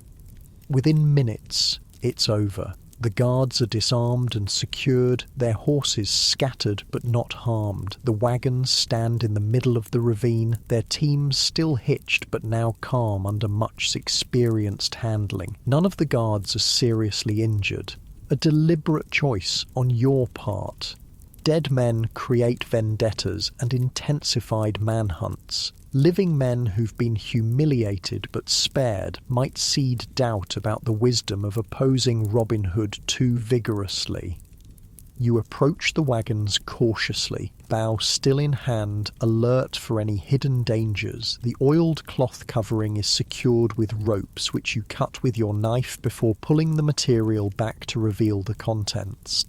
What you find is both expected and surprising. The first wagon contains chests, not the iron-bound strong boxes you anticipated for tax money, but wooden crates with the sheriff's seal stamped into the lids. You pry one open to discover fine fabrics, spices, wines, and other luxury goods. The second wagon holds similar cargo, along with several ornate items that appear to be gifts or tribute of some kind. Not tax collection, Little John observes, examining a bolt of silk with calloused hands unused to such finery. These are supplies for the sheriff's household, luxuries. You nod, a slow smile spreading across your face. Even better, the people's taxes have already paid for these indulgences. We're simply redirecting them to those who truly paid the price. The decision of what to do with the captured goods is straightforward. The most practical items, fabrics that can be made into clothing, spices that can be traded for necessities, tools and household items, will be distributed to the villages most heavily taxed by the sheriff. The pure luxuries, exotic wines, ornamental items of little practical use can be traded with merchants in the larger towns for coin or supplies your forest community needs. As your band secures the valuable cargo for transport back to your hidden camp, you address the captured guards. They watch with a mixture of anger, fear, and resignation as you approach, clearly expecting the worst despite your reputation for sparing lives. Tell the sheriff you instruct them that Robin Hood thanks him for his generous contribution to the welfare of those he has taxed into poverty. Tell him also that while he dines on rich foods in his castle, the people he has sworn to protect go hungry, and that such injustice will never go unchallenged while I draw breath in Sherwood. The message is theatrical, designed to be repeated and embellished as it spreads. The legend of Robin Hood has become a weapon in itself, a symbol that inspires both hope among the oppressed and caution among their oppressors. You leave the guards bound, but not mistreated, positioned where they'll be found by the next travellers along the road. The wagons you keep, they'll be useful for transporting the goods through the forest before being dismantled for their valuable hardware and sound timber. The horses, too, are led away, a significant addition to your small herd that provides mobility and draft power for your growing community. The return journey to camp is jubilant despite the need for caution. This is your most significant seizure yet, not just in value, but in symbolic importance. The sheriff's personal luxuries redistributed to those whose labour and taxes paid for them in the first place. The tale will grow with each telling, further cementing Robin Hood's status as a champion of justice. Yet, as you lead your successful raiding party through the spring forest, Tuck's words from the previous day echo in your mind. Each success does indeed embolden you. Each victory against the sheriff's men reinforces your belief in the righteousness of your cause. But does it also lead you to take greater risks, to push the boundaries of what your small band can realistically accomplish?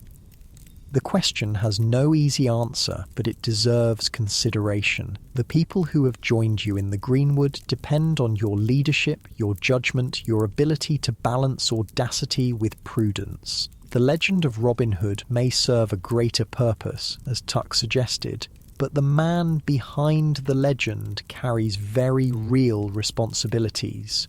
These thoughts occupy you as you reach the hidden camp, where eager faces greet your return with undisguised relief and excitement. News of your success spreads quickly, and the mood becomes celebratory as the captured goods are unloaded and examined. That evening, as the forest settles into twilight and the camp's fires cast dancing shadows among the trees, you find a moment of quiet reflection away from the ongoing festivities. The day's triumph has lifted everyone's spirits after the long, lean winter, providing not just material goods but renewed confidence in your shared purpose. A soft footfall alerts you to approaching company, and you turn to find Marion standing at the edge of the small clearing where you've sought solitude. For a moment, you think you're imagining her, a phantom conjured by your constant thoughts of home, but she remains solid and real. Her dark hair gleaming in the fading light, her eyes reflecting the same mixture of joy and uncertainty that floods your own heart. Marion, you breathe, her name a prayer on your lips. Robin, she replies, and the sound of her voice after so long breaks something loose inside you. In 3 strides you cross the distance between you, gathering her into an embrace that speaks more eloquently than words of the ache her absence has carved into your daily existence. She returns the embrace with equal fervour, her familiar scent, herbs and wood smoke and something indefinably her, enveloping you like a homecoming. For a long moment, neither of you speaks, content simply to confirm the solid reality of each other after months of separation.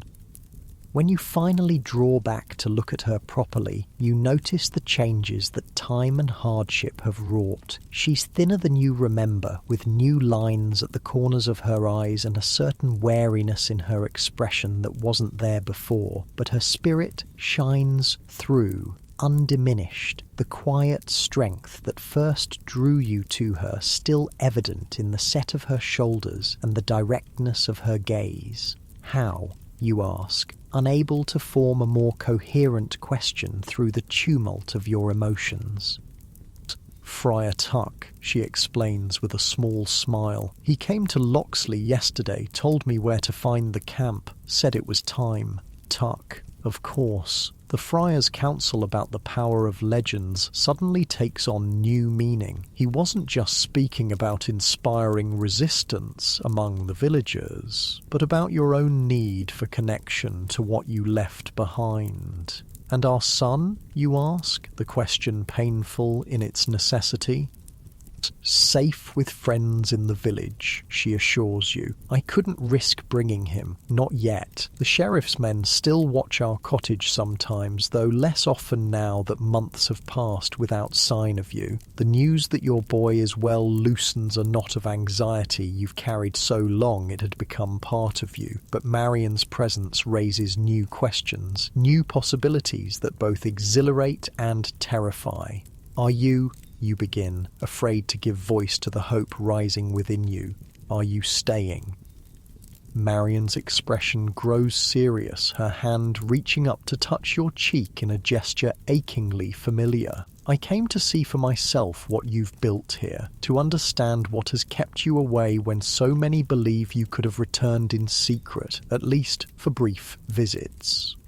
There's no accusation in her tone, only a need to comprehend the choices you've made. You lead her to a fallen log where you can sit side by side, gathering your thoughts before attempting to explain. At first, it was simple survival, you begin, learning to live in the forest, to evade the sheriff's men, to find food and shelter. Each day was consumed by immediate needs, with little thought for the future beyond staying alive until the next dawn. Marion listens intently, her hand finding yours in the gathering darkness. But then others came, men like me, who had fallen afoul of unjust laws, families who couldn't survive the sheriff's taxation. They looked to me for leadership, for protection, and I began to see that what we were doing here was more than just surviving. We were creating something new, something that stands against the corruption that has infected the law itself.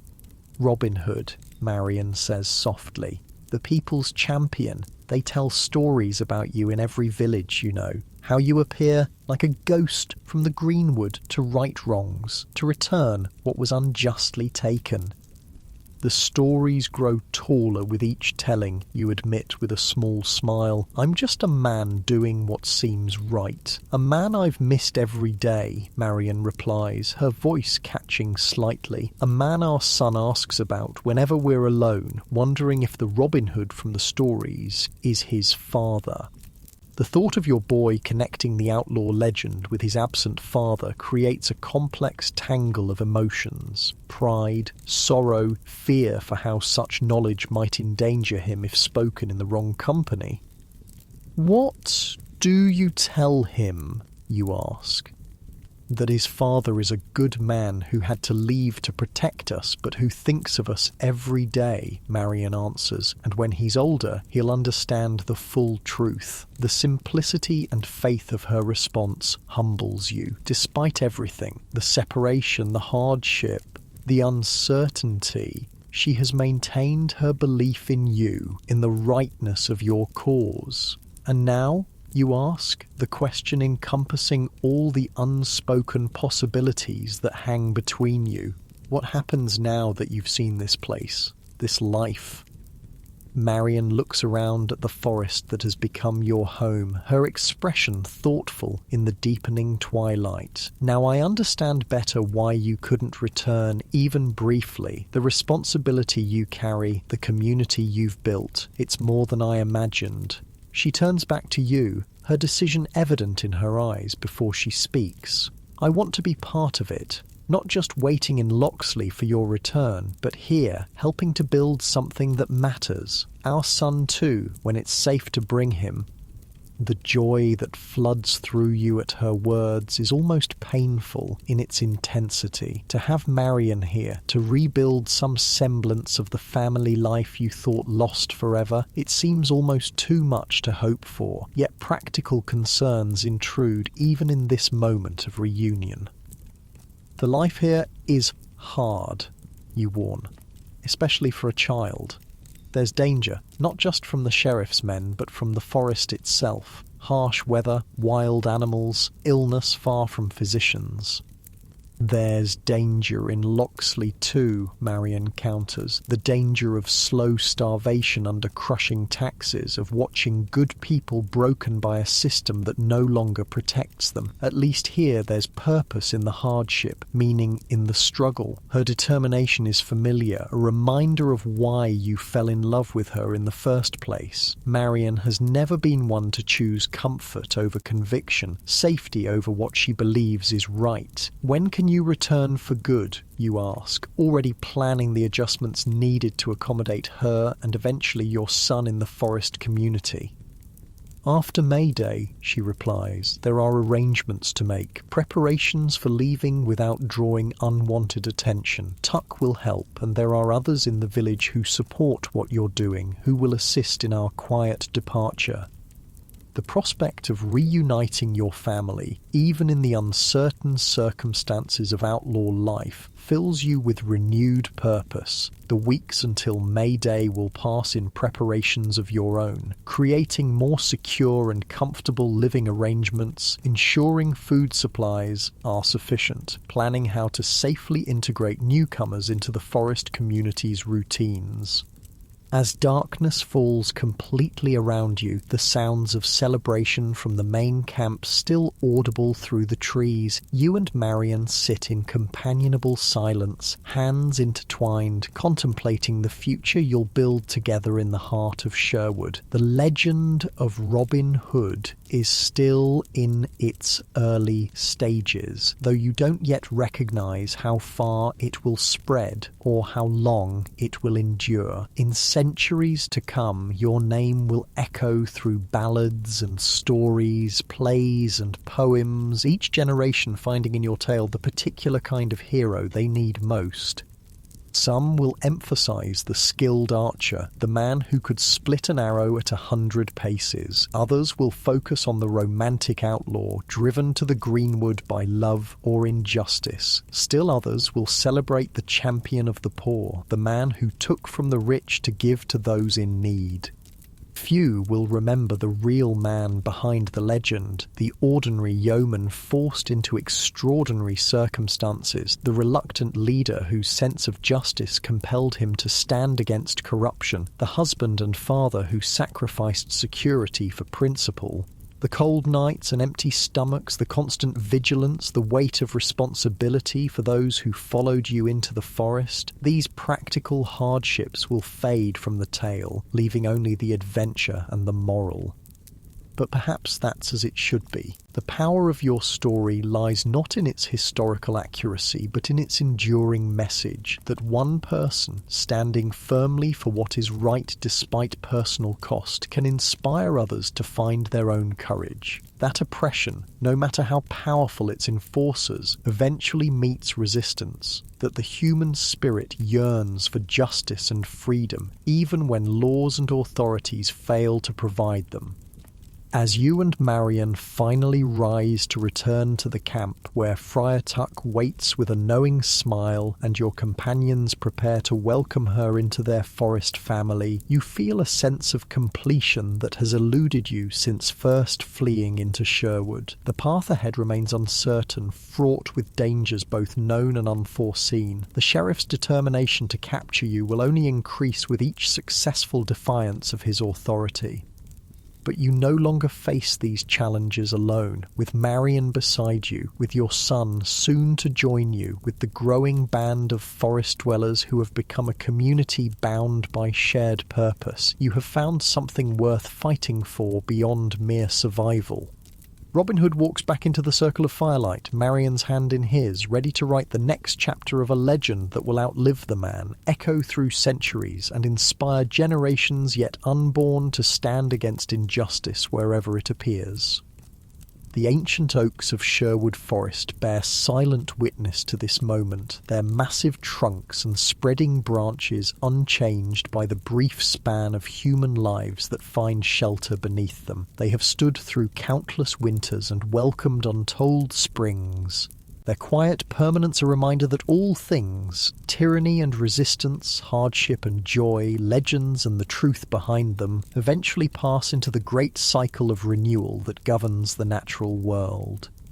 As you settle by the fire, surrounded by friends who have become family, the weight of the wooden pendant Marion gave you months ago rests against your heart like a promise fulfilled. Tomorrow will bring new challenges, new decisions, new opportunities to live the values that have come to define Robin Hood. But tonight, in this moment of connection and community, you find a peace that has eluded you since first setting foot in the greenwood as a hunted man. The legend is born, though its greatest chapters remain unwritten. The forest watches, ancient and patient, as another spring unfolds in Sherwood, bringing new life, new beginnings, and the continuing story of the outlaw who became a hero for all time.